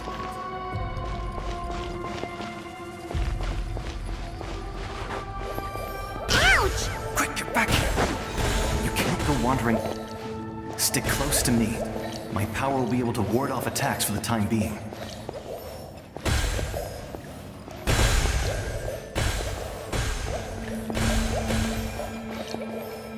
We won't be able to keep this up. Let's try another route. This way.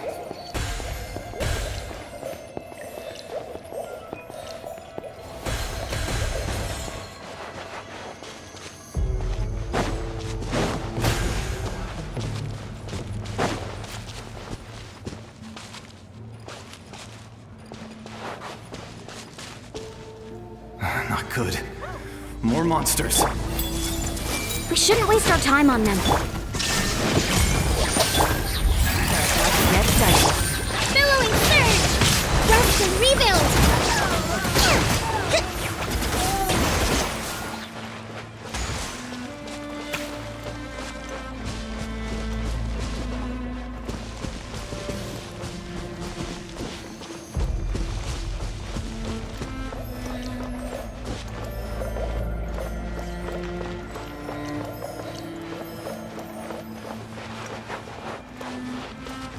Oh, Paimon can't see anything! It's easy to get lost here. Just stick close.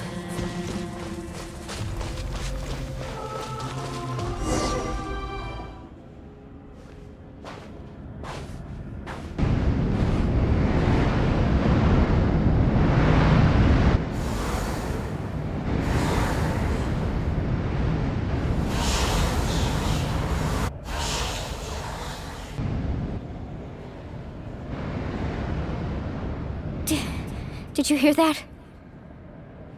What? Never mind. It was probably just my imagination. Don't scare Paimon like that! I heard it too. It was a voice from the Abyss. What did it say? Doesn't matter. It certainly doesn't harbor good intentions.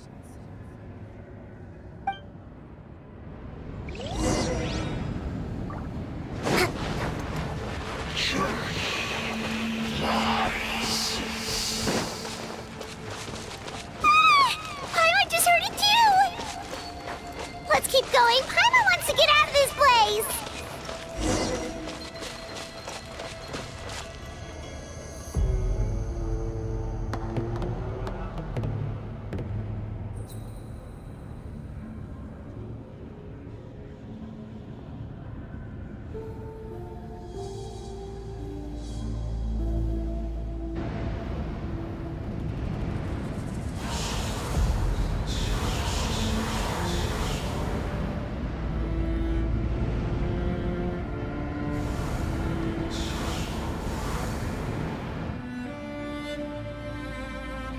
We're here, Kachina! Honey? You made it! Looks like our reunion will have to wait until we take care of these monsters.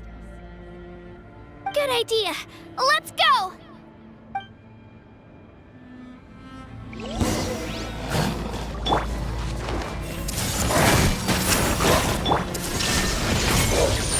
Right here! Yeah! You're here! You're finally can appear from anywhere. It almost caught me a bunch of times. The Wyab's power helped keep me hidden, so I just tried to stay out of sight until you got here. Atta girl. You did so well. And most importantly, you weren't hurt. Should we start heading back then? Actually, I have a request. Will you come visit the Wyab with me? I can't exactly put it into words, but something's wrong with the Ode of Resurrection. And I know it has something to do with the contamination from the Abyss. That was the Pyro Archon's theory as well. Everything we've seen here certainly seems to back it up. In the Night Kingdom, there are 6 main totem poles representing the Wyab of each tribe. You can think of them like the body of each Wyab. Additional totem poles, like the ones around here, serve as proxies to which the Wyab can extend their consciousness. There are countless proxies scattered around the Night Kingdom. Through them, the Wyab can extend their consciousness over the entire realm and track down souls no matter where they roam. But if a proxy were to become severely contaminated, then a soul could become lost within the Night Kingdom. Judging by the current situation, I don't think we're dealing with just one contaminated proxy. Even if we could drive back the abyssal power from one of them, that probably wouldn't even put a dent in the problem. Still, we can't just leave the Wyab to suffer. It's protected me this whole time.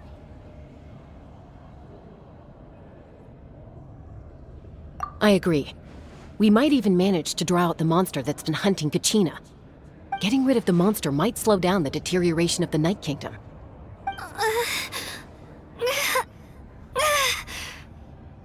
Kachina? What's wrong? Nothing. Just a headache. And that voice again, telling me to abandon the Wyab and leave this place. Maybe we really should leave. Kachina's already been here for too long. No, I'm fine. I don't plan on listening to that nonsense. I can hold on. Just up ahead. I'll lead the way. Besides, I can still fight, so please, help me out a little longer. Listen to me, Kachina. We'll come with you, but that's because we want to help the Wyab, not because we have something to prove. You don't have anything to prove either. It's okay if you reach your limit. We'll be there for you. All right, the sooner we get this done, the better. We've already come all this way, so we might as well try to get to the bottom of this. Let's go. This way. I'll stay here and try to stall the Abyss monster. All by yourself? That's too dangerous. It's all right.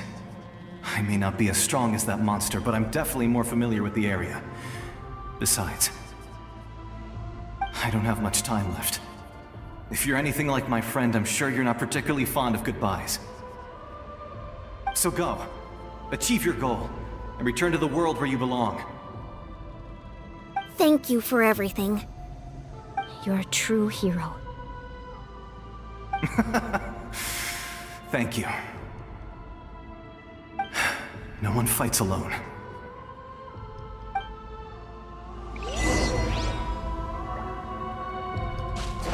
Does your head still hurt? Let me help you walk. I'm fine. You should know I'm made of stronger stuff than that.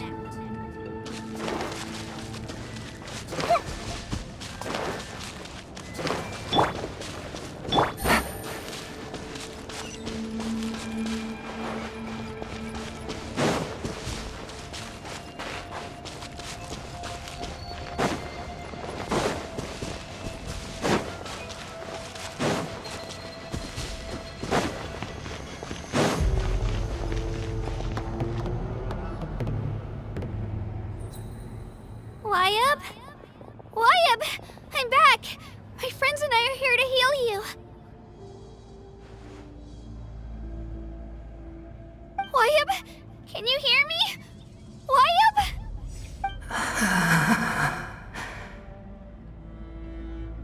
So we were right. The contamination is already too severe. It's preventing the Wyab from answering our calls. Alright, get ready, everyone. Time to purge the abyssal energy from this place. Careful. We've got company. Already? You really think that puny soul could slow me down? Courage in the face of futility is pure folly. He tried to get in my way, so I disposed of him. You killed Malco? He would have dispersed with or without me. Rather than worrying about him, I would urge you to focus on yourself. You may have defeated others of my kind in the past, but underestimate me now, and it will be to your peril. No, the power of the Abyss is intoxicating. The destruction it seeks captivates like a masterful work of art. I strive only for the opportunity to see it up close. I thought this naive little girl was an exception, but it turns out humanity is full of lambs willing to offer themselves up to the slaughter. That is the tragedy of your short lives. You understand nothing of all-encompassing power. Ancient names, pride, friendship, all empty ideas invented to give you a false sense of self-worth. They possess no power at all. The Pyro Archon created those grandiose ideals out of pure selfishness. Anything to avoid sharing power. Anything to avoid handing over the primordial gift to ordinary people like you. Don't believe me? Then ask yourself, why is the Pyro Archon strong beyond measure, while you, Kachina, remain so pathetically weak?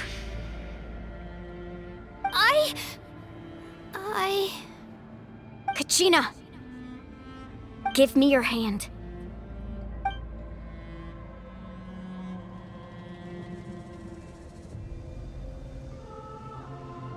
Feel that? I'm right here next to you. Thanks, Moalani. You're right. I have nothing to fear. Because I'm not alone anymore. You're right. Maybe comforting ideals don't have any power. But you also couldn't be more wrong. You've never had to work for your own strength, so you will never understand the true source of our power. What? The courage we have to stand before you and not back down? It comes from our friendship. The power lies not in the ideal itself, but in our commitment to upholding that ideal, and in our decision to stand together and fight! Well said! Let's go, Kachina. It shouldn't take more than 2 of us to handle an enemy like this. Sorry in advance, but you deserve what's coming to you! There aren't many in Natlan who can beat us when we're together. It's time he got a taste of that kind of power. From the ashes to hear the inferno! Check this out! Best of luck! Carving way! Right here! Drilling down!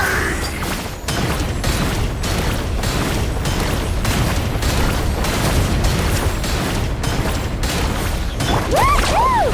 Surf's up! Time for my coming!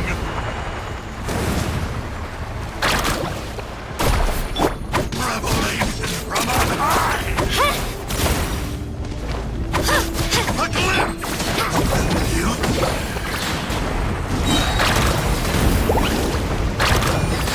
Let's shred, Sharky!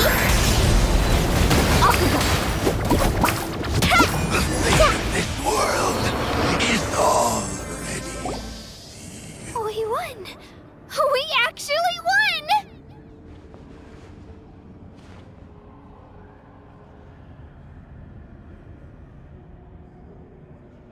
That's what he gets for underestimating you two. Fantastic work, Kachina! Absolutely fantastic!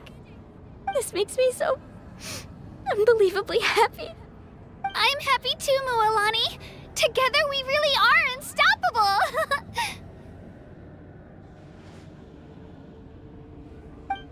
Huh?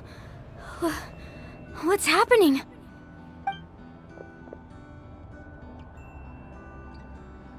My ancient name is glowing? But I thought I didn't bring it with me. It's probably a projection from the real world, but that doesn't explain why it's glowing all of a sudden. Wait, does that mean you're...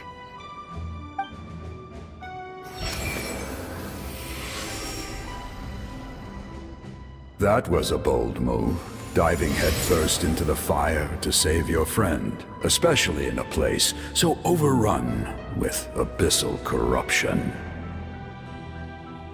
Still, seeing you pull it off was really something. Everything you said was exactly right. As isolated individuals, we stand no chance against the power of the Abyss. It took years' worth of scars and lots of unnecessary suffering for me to understand that for myself. The Pyro Archon's plan will unite us as one. Everyone has a part to play. Only then will we have the power to defeat the strongest of foes. Who are you? Tupac, a warrior from the people of the Springs. I fought against the Abyss during the invasion 500 years ago. I've heard that name before. You were the giant who saved all of Natlan. Since you were able to awaken my words from your ancient name, that means you have fully embodied the aspirations of the Wayub. Under the name Umoja, you shall unite the tribes and save Natlan from its impending doom. Me? As long as blood still runs through your veins, even the tiniest spark of steel against stone can ignite a flame. Its blaze will become one with our vision for Natlan. Even amid everlasting darkness, our bonds remain eternal.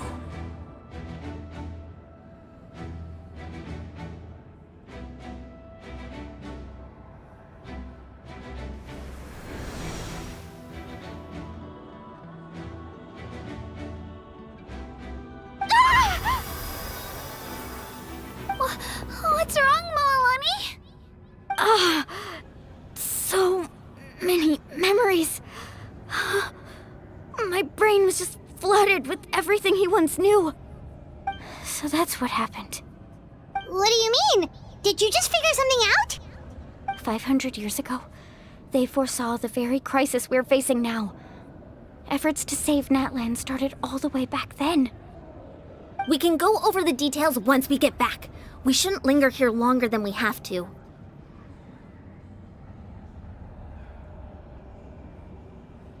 I know bits and pieces, but I had no idea Mualani was also part of the plan. This sounds like something that's going to need a lot of explaining. Let's focus on saving the Wayub first.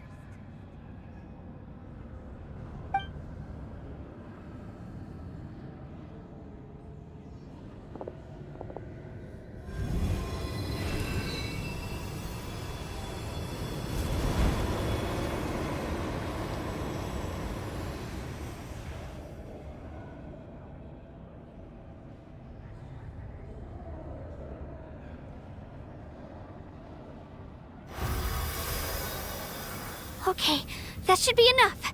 Wayub? Wayub? Can you hear me?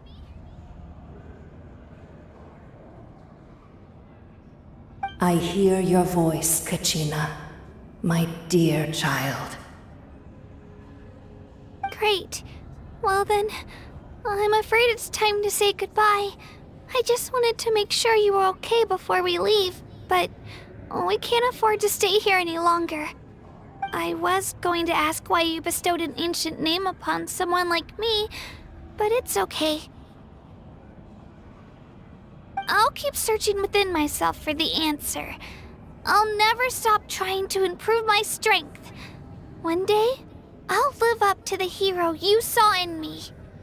You are already an outstanding child in my eyes, Kachina. No matter what happens. Huh? You are all my most beloved children. It has always been my honor to protect and nurture you. Your ancient name is just that. A name. Much like your parents chose to name you Kachina, I also gave you a name, but it need not define you. Focus on who you want to be. You are already worthy of your name.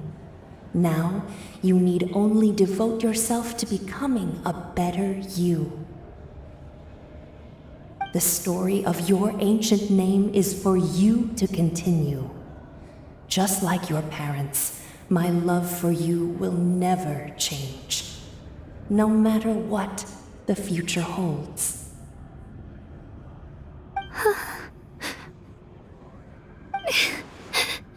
Thank you, Wyatt.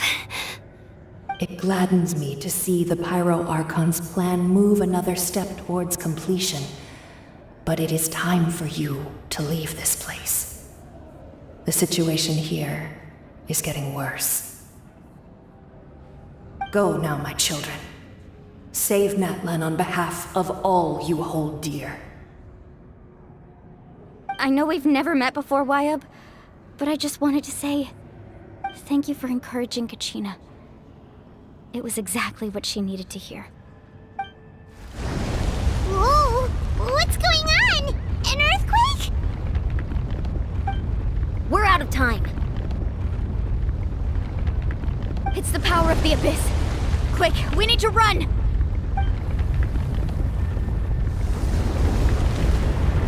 It's a Seelie! The Seelie opened the way for us!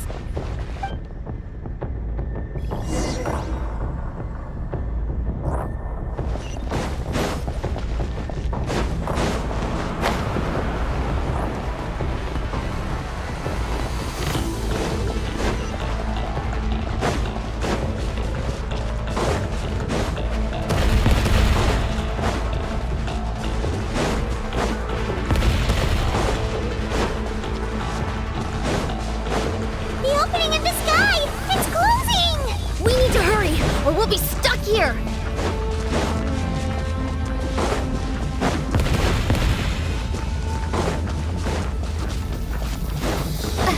Watch out for the falling rocks! Quick, through the middle!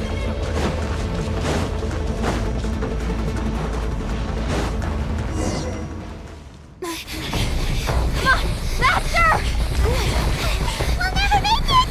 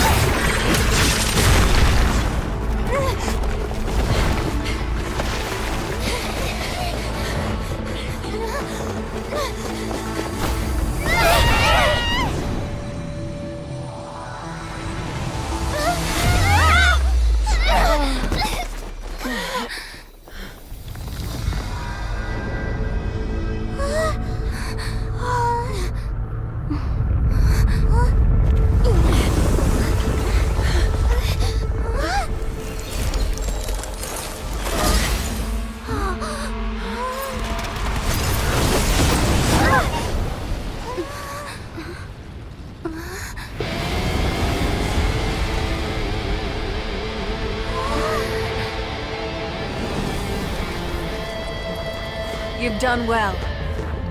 Now come home.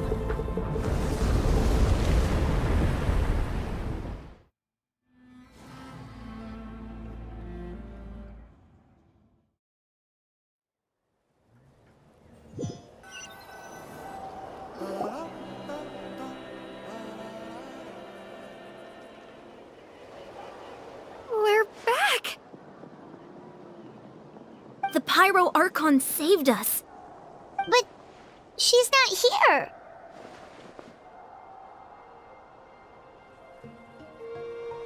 Yeah, didn't she say she used it all up? She's still in the speaker's chamber. What we saw in the Night Kingdom was just her consciousness. So you're saying her consciousness did all that? Every great display of power comes at a price.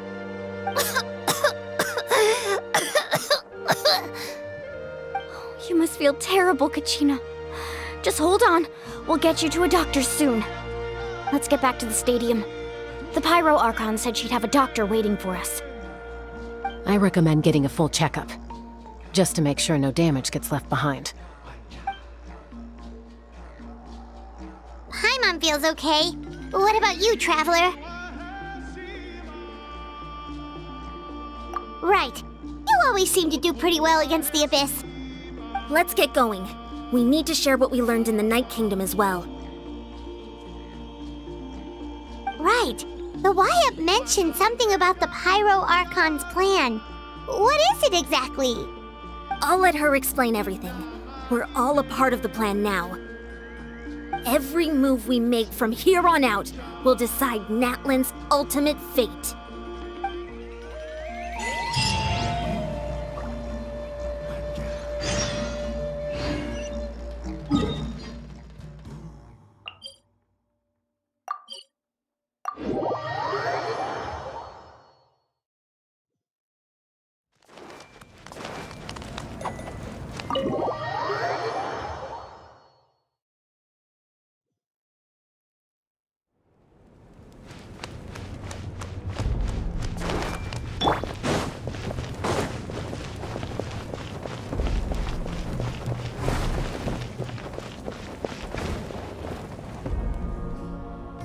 Huh. There's a lot less stuff here than before. It's good to see you all here in one piece. I know you must have a lot of questions, but let Koichi check you over first. It's best not to let any lingering effects of the Abyss go untreated. Thank goodness you made it back. I came here as soon as the Pyro Archon told me about your plan. Take a seat, everybody. I'll examine you one by one.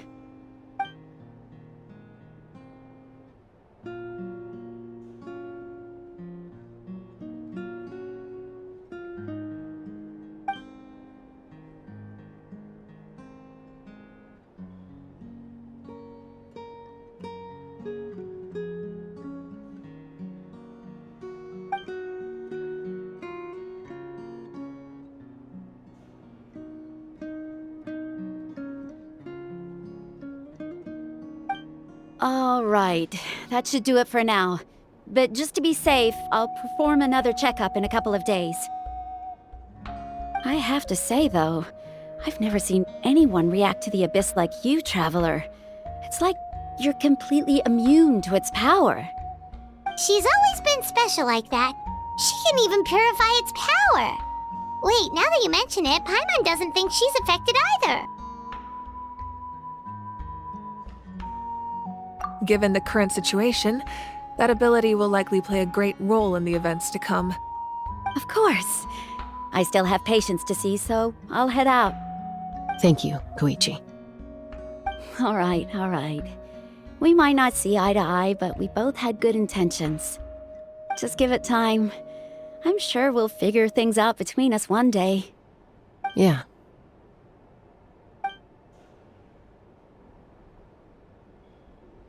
All right. There's so much to discuss, I don't even know where to begin. You've seen it for yourselves now. The devastation in the Night Kingdom. I'll get straight to the point. Natlan is on the verge of destruction. It's very possible our nation has less than a year before total devastation. Huh? No. That can't be true, can it? That's right. But I've only ever disclosed that fact to the handful of people working with me to save this nation. Our looming destruction is not a recent development, but the inevitable conclusion of the disaster the Abyss initiated 500 years ago.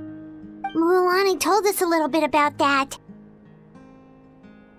500 years ago, all the nations of Teyvat were invaded by the Abyss. Unlike the other nations, Natlan never had stable and deep-rooted ley lines, so we suffered the worst of the invasion. The battle against the Abyss was exceedingly long and brutal. In the end, victory came at the cost of our civilization and countless lives. Even then, it took centuries of solving the disasters caused by the Abyss to finally achieve the peace we know today. And still, this is but a superficial victory. The forces of the Abyss have merely been driven back underground. Their threat to Natlan remains as real as ever. I'd never have guessed. The problems plaguing the Night Kingdom are all the more complicated because that realm is essentially functioning as Natlan's ley lines. Immediately after the war, our calculations estimated that we would have a maximum of 500 years before the Night Kingdom was completely lost to the Abyss. But at that time, we were a nation of the destitute. Our people no longer believed in victory, nor did they hold hope for the future. Our civilization was dying, our faith crumbling, and the line of power passed down from the Wayab nearly severed. If we didn't bring the nation back together, it would be foolish to even dream of defeating the Abyss in the future. So, the Archon had a long and involved discussion with the heroes of each tribe, and finally came up with a 500-year-long plan to save Natlan. So that's what happened.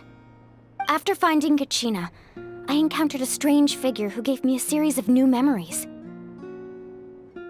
Since the plan was mentioned in those memories, I guess I've been chosen to play an important role in it. But there's still something I don't understand. Those memories showed me the Pyro Archon from back then. And it was you. Huh? But that doesn't make any sense! The Pyro Archon is supposed to be human. It's impossible for a human to live that long. That's right. The hardest thing for humans to overcome has always been time, or rather, the natural limitations of our lifespan. A god can extend a human's life by using a certain amount of divine power, or subjecting them to a curse. But, as we all know, Natlan doesn't have gods like that. We can only rely on our own methods. A human life is like a flame destined to be extinguished. 500 years ago, I placed my life within the sacred flame. Only by dying before my time could I have the chance to wake up again. So, in other words, this is your second life? Yes. We only managed to defeat the Abyss all those years ago because the tribes came together as one. If the Natlan of the future was to have a fighting chance, the Pyro Archons that came after the war had to rebuild the decimated tribes. The goal was to reunite the people and restore the strength of each tribe's Wayab. Once a tribe was back to its full strength, the tribe's Wayab would select a hero, indicating the tribe was once again ready for war. The Chosen would then stand by my side in defense of our nation, just like great heroes of old 500 years ago. So that means I'm one of the Chosen? That's right. You bear the ancient name Umoja, the same one held by the hero from your tribe 500 years ago. It means unity. After your adventure in the Night Kingdom, I trust you've come to fully understand the meaning of that name. So in other words, you always knew who the Wayab were going to pick from each tribe? Yes. According to the plan, each tribe was supposed to have been fully restored by the time I awoke. But something went wrong along the way.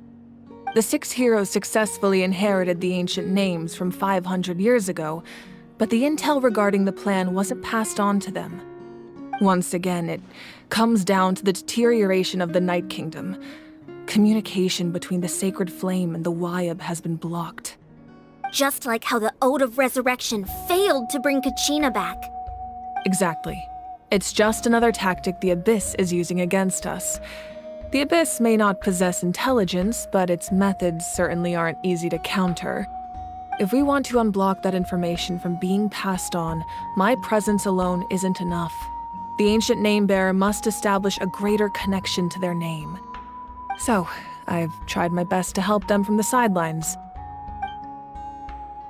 Currently, Shilonin of the Children of Echoes, Kinich of the Scions of the Canopy, and Iansan of the Collective of Plenty have all been acknowledged by their names. During your adventure, you too earned the acknowledgement of your Wayab Mualani.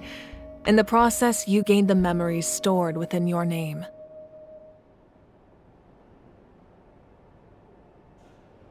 But we have less than a year! Yes, but we have no choice. We cannot start the plan until all the heroes have been gathered. That's also why I haven't been able to take action despite the urgency of the situation. But if you knew this whole time, why didn't you just tell me about my role in all this? Wouldn't that make everything go a lot faster? Perhaps, but the opposite could also be true. Knowing your destiny too early could mean failing to realize your full potential. Just like your determination to save Kachina, I hope your commitment to this endeavor comes from your own strength of will, rather than a sense of obligation. So I suppose you're not going to tell us who the final two heroes are then? That's right. Their time is yet to come. Putting pressure on them beforehand will only hinder their development.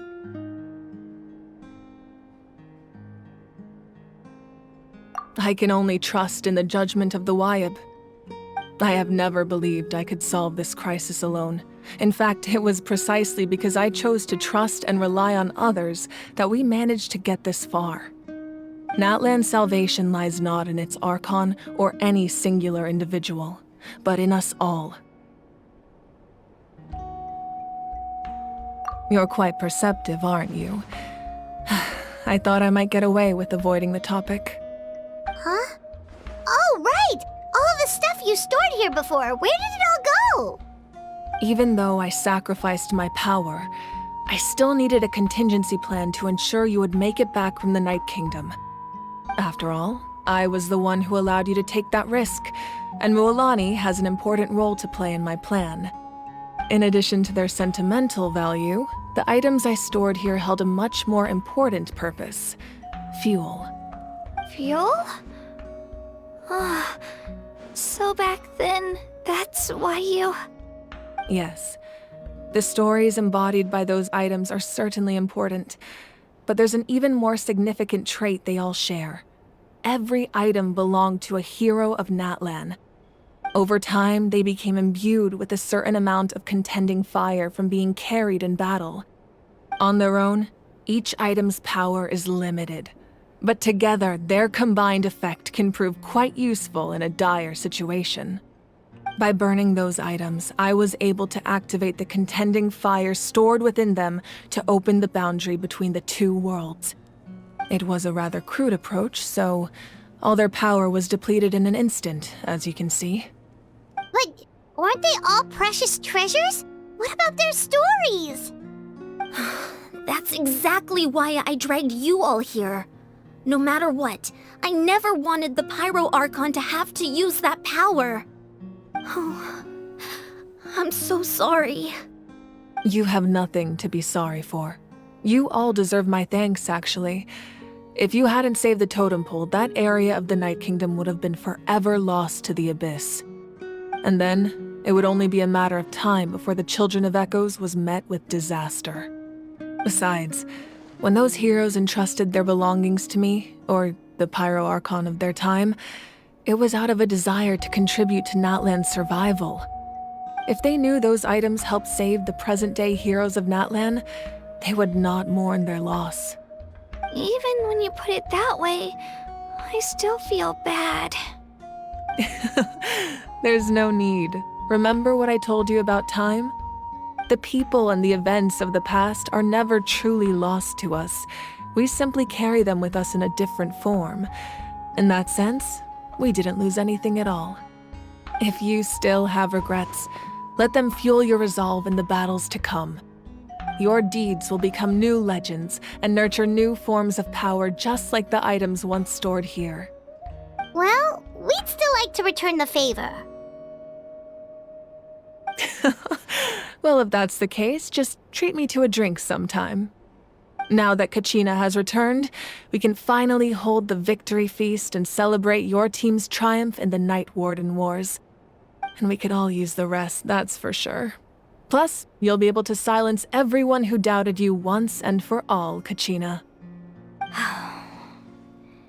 Still, now that I know the danger we're facing, having a victory feast doesn't feel right. Try not to let it get to you. It's important to stay calm. Worrying about it will only affect your judgment. All right, you should head out. I'll join you in a bit.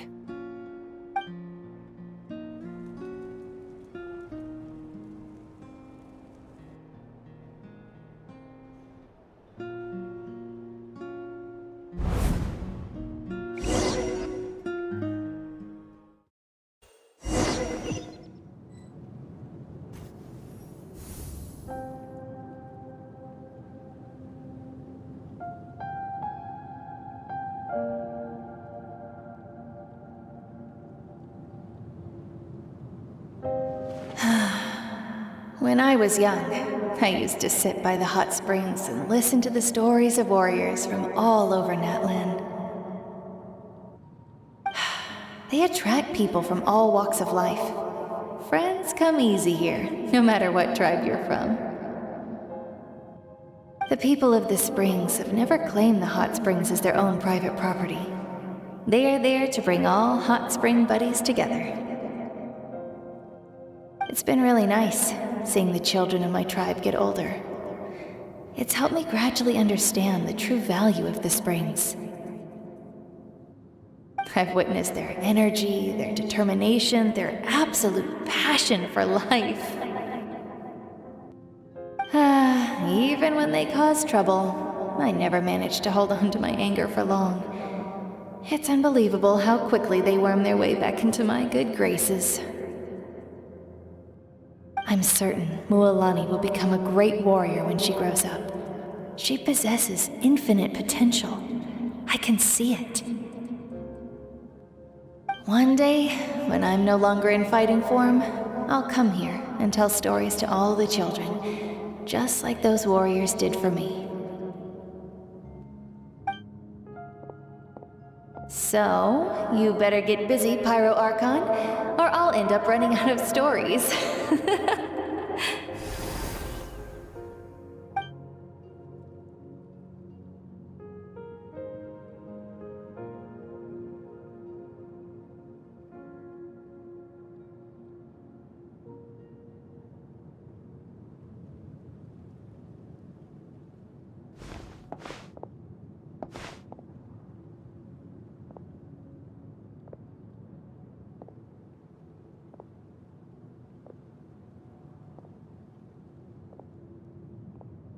Our nation is engulfed in darkness. Our tribes stand divided, and yet you promise victory in the distant future.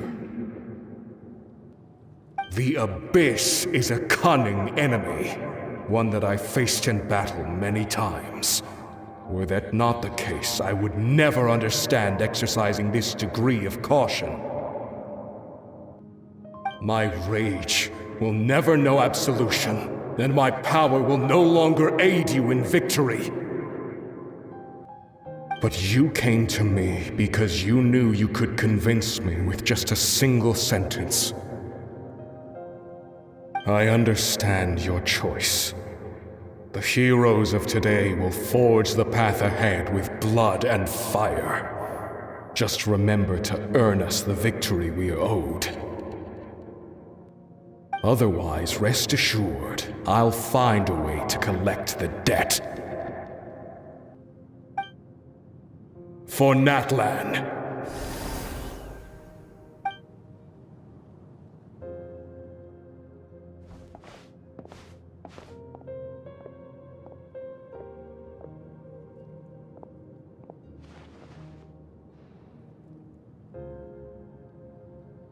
So, you're gonna head 500 years in the future to serve as the Pyro Archon again?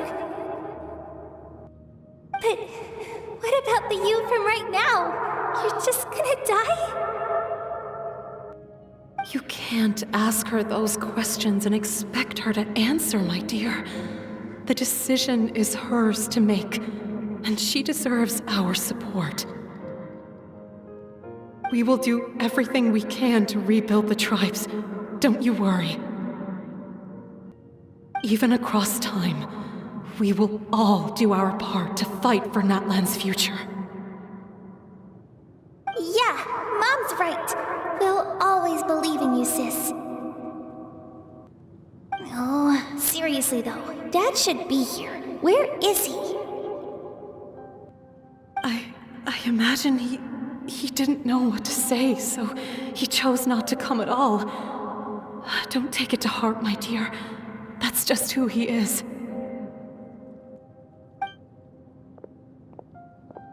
Just remember, no matter what happens in the future, we will always love you.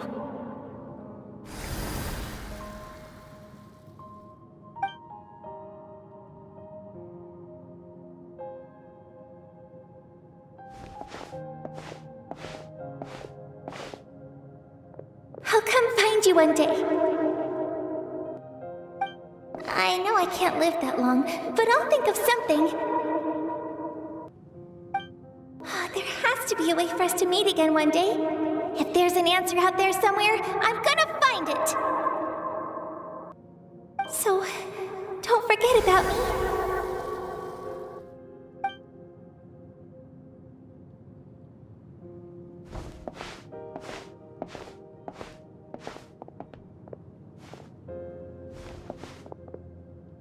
If that's your decision, then you have my full support, Archon. May our children live to see such a lovely son. For Natlan! No one fights alone.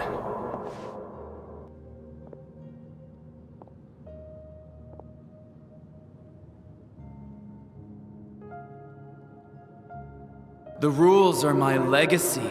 They shall grant us the strength to overcome the next tragedy.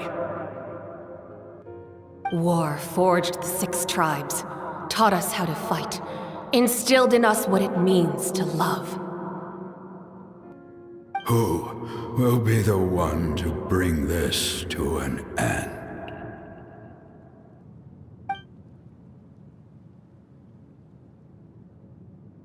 We are the inheritors of memory and legend. Those who grew alongside sun and wind. Those who forged our own destiny and future. That is Natlan's fire, the lifeblood of our nation.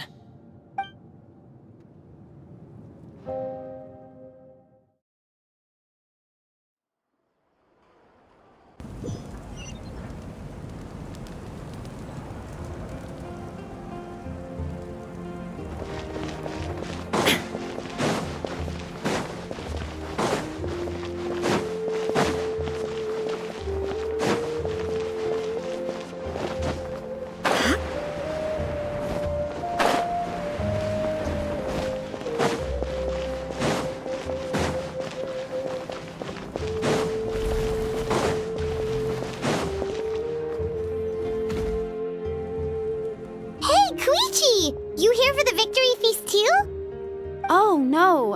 I knew Chaska would be here, so I just came to deliver some medicine. I was about to leave, actually. It's not that I don't want to celebrate Kachina and the others. I'm so glad she made it back. It's just... well, I'll make things awkward if I'm around my sister right now. Ah, well, you two had a fight, so Paimon can understand. She didn't cause any trouble during your trip, right? Yeah, she was super helpful. She gave us a lot of useful information about the Abyss. That's good. That's all I needed to know. Is there a reason you asked? You were pretty outspoken when we first met, but now it's like you're holding something back.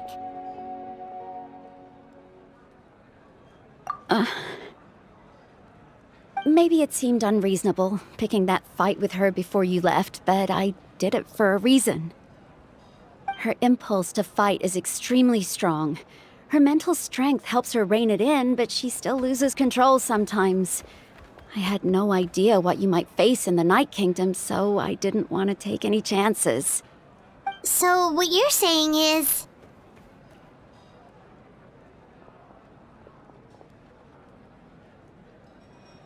Okay, so maybe it sounds a little stupid, but it works pretty well. It helps her keep her cool for a little while, at least. Anyway, I'm just glad you were able to make it back safe and sound. That's all I wanted. But do you really have to go that far? Can't you just talk it out? No way.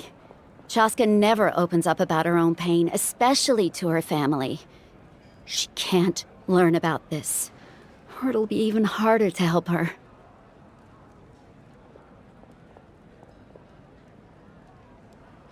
I appreciate the understanding, and don't worry. I'll find a way to help her ease this burden. Anyway, I need to get going. Enjoy the celebration. Oh, and if you ever need a doctor, you know who to find. Huh. Who would have thought there was a deeper reason behind their arguing?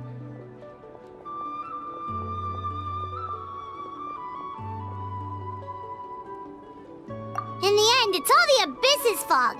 Paimon's had enough of them.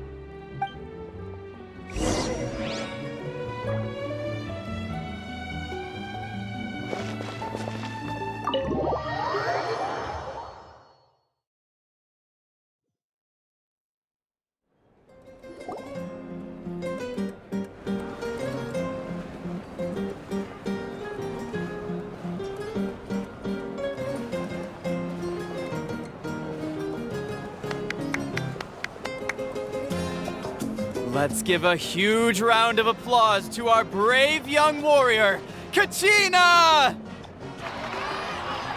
Woohoo! Well done, Kachina. Thank you, everyone.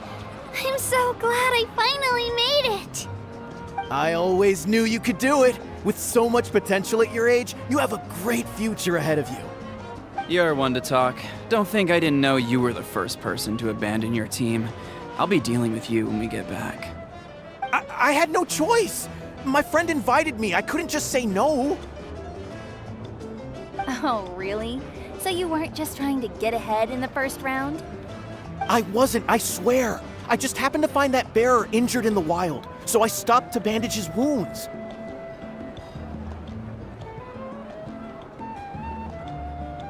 When he insisted on repaying the favor, what was I supposed to do? I'm just one person. I figured Kachina would have no trouble replacing me. But the fact of the matter is that after your departure, everyone else started thinking about swapping teams too. I'm really sorry, Kachina. It was wrong of us to abandon you like that. It's amazing that you still made it all the way through to the Night Warden Wars. That's the highest honor. So, what about you guys? Did you make it far? Our team captain drank too much the night before the competition and turned up late to the stadium on the day. We got disqualified.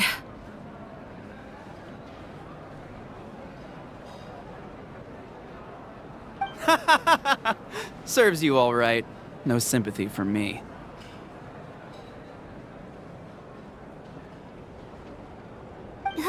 All right. There's no need to be like that, Uncle Pakal. Dear friends, I'd like to say a few words. Firstly, I'm grateful to my friends and our great Archon for helping to bring me back. This traveler and her companion Paimon are some of the strongest people I've ever met. If they were allowed to participate in the pilgrimage, I have no doubt that they'd win the whole thing. They've agreed to let me learn from them. With their help, I believe I can become even stronger still. And let's not forget my good friends, Moalani, Chaska, Kanich, and Aeon-san. They all helped the Traveler and Paimon figure out a way to bring me back from the Night Kingdom. They too deserve to be called our heroes, so please give another round of applause for them. Thank you so much. Well said!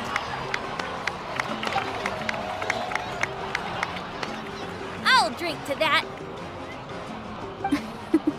How does it feel being a hero, Kachina? To be honest, it's a bit overwhelming. It all just feels so surreal. Well, you better get used to it! Next up, undefeated champion!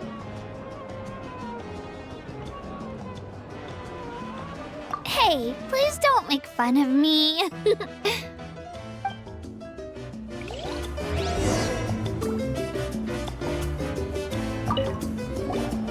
My apologies. I knew more than I let on. Everything comes at a price, and most heroes aren't people who set out to become a hero. If you cling too tightly to your goal, you end up losing things that are far more precious. But in any case, we're now on the same page. I wonder how long before the two final heroes appear. From the Flower Feather Clan and the Masters of the Night Wind.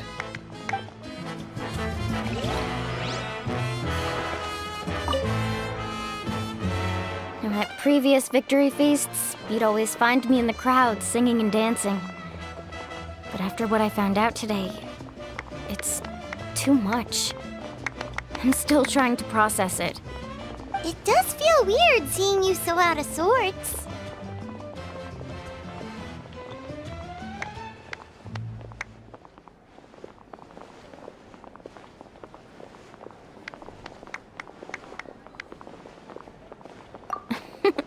Is this another pearl of wisdom based on your adventuring experience? Well, Paimon agrees with the Traveler. Everyone's come together to celebrate Kachina's achievements. That's gotta be a first. You're right. Kachina looks really happy. And now I'm being the moody one. Ugh, enough doom and gloom. Time to shake it off.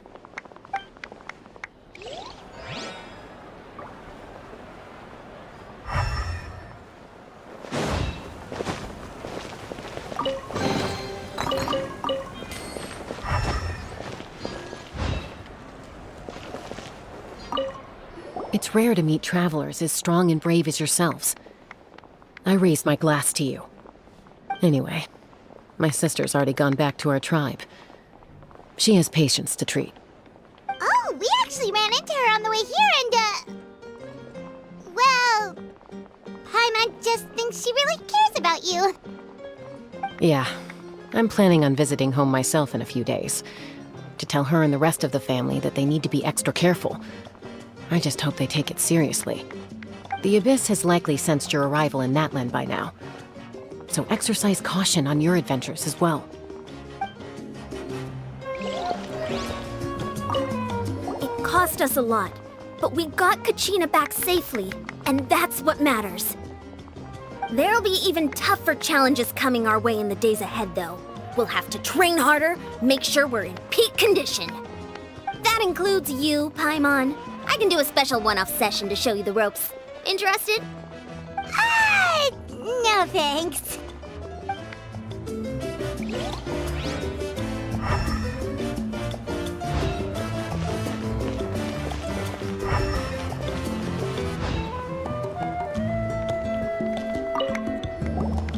I've been through so much all at once. Everything still kind of feels like a dream. Are you still feeling unwell? Nope, all better now. I told you I bounced back pretty quick, so don't worry about me. I bet you guys must be tired, though. Make sure you get some good rest tonight. You gotta recharge so you'll be in the mood to have fun.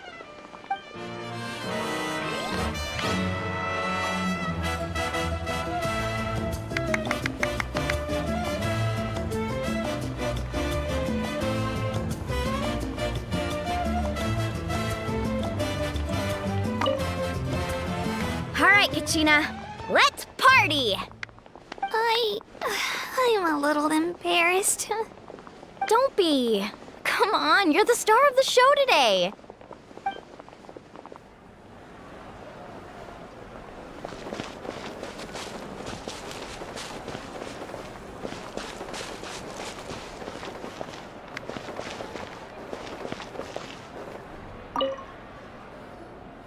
Ah, you're here. Have some fruit juice. I got it specially for you two. How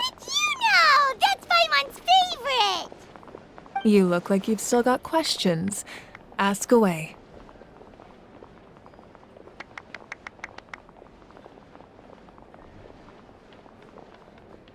Because they had their own lives to live.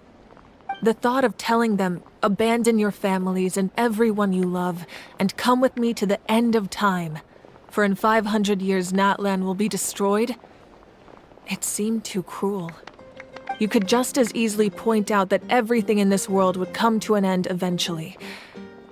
But life is short, and beyond a point, it just doesn't seem real. Imagine if I said, let's leave right now, and go save the sun because it'll flame out in a few million years. It would sound quite ridiculous. I couldn't make them shoulder that burden with me. Besides, every generation will have its heroes, this one included. The plan could still work without them. Or, of course, without me. But since I was the one who came up with the plan, I felt duty-bound to see it through to the end. Paimon's suddenly remembering that portrait in your room. Was that your family from back then? Yes, it was. So when you asked me who my sister grew up to be, the truth is that very little information survives.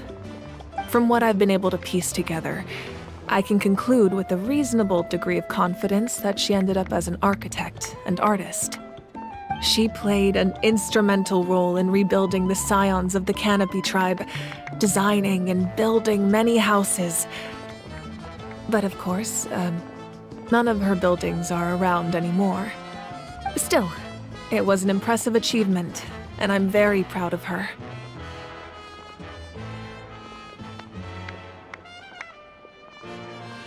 You feel loss keenly. It seems to stir up feelings of regret in you. But this is something I have long since come to terms with. This is a war, and there can be no war without loss. I am already far more fortunate than those who lost their lives to the Abyss.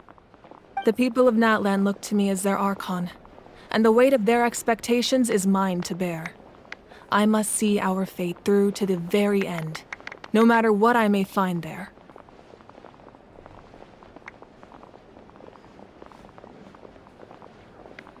Yeah, doesn't that mean the way everything ends has already been written, including your plan?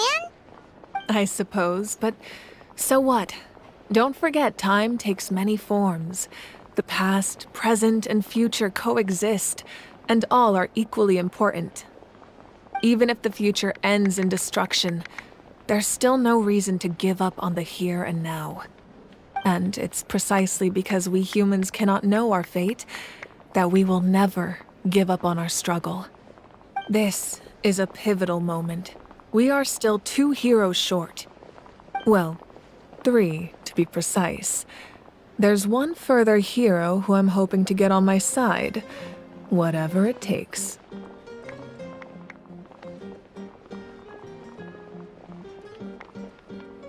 Your resistance to the corrupting power of the Abyss is truly remarkable. It would easily make you an all-important figure in the upcoming battle.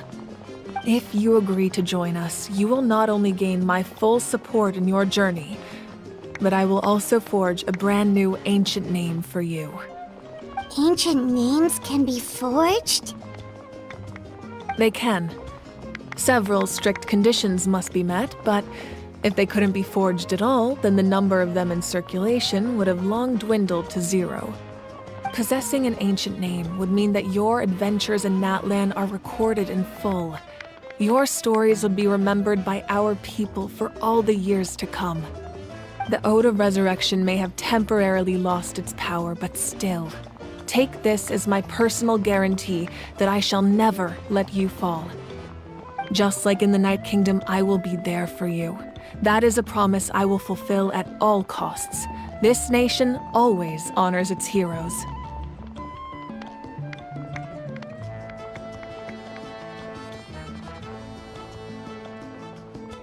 Yeah, we can't just ignore the situation here. Wonderful. Then I'll reach out to Shilonen right away. She's the one who will forge the name. We've never forged an ancient name for an Outlander before, but I trust she'll find a way.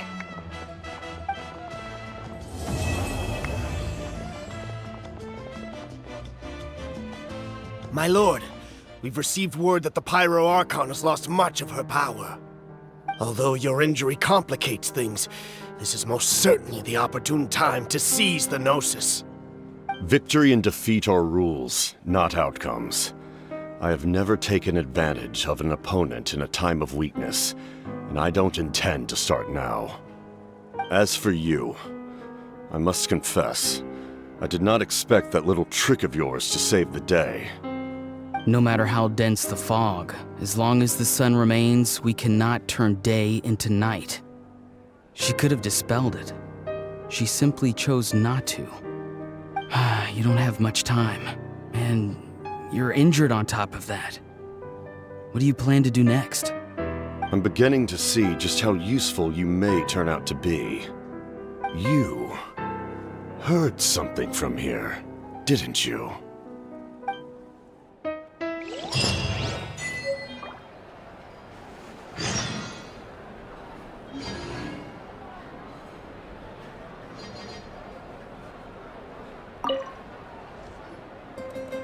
Oh, something else you'd like to ask?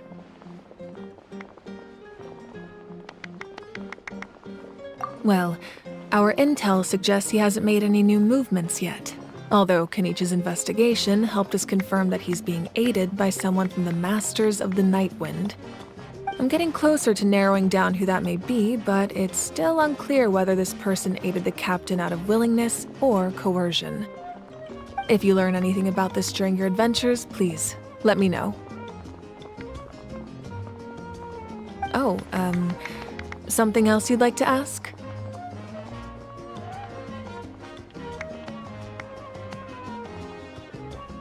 The Abyss is the most formidable enemy in all of Teyvat. In the beginning, it took failure and tragedy to even begin to learn how to fight back. All of the methods you've seen in other nations were developed based on experience and insight passed down over generations. We know them to work, but few of us actually understand why. It's the same for the method we use here in Natlan. Ever since ancient times, elemental energy has been one of our most reliable weapons against the Abyss. As for the principles behind it, I'm afraid you might have to seek answers from someone older than the position of Pyro Archon itself. Oh, something else you'd like to ask?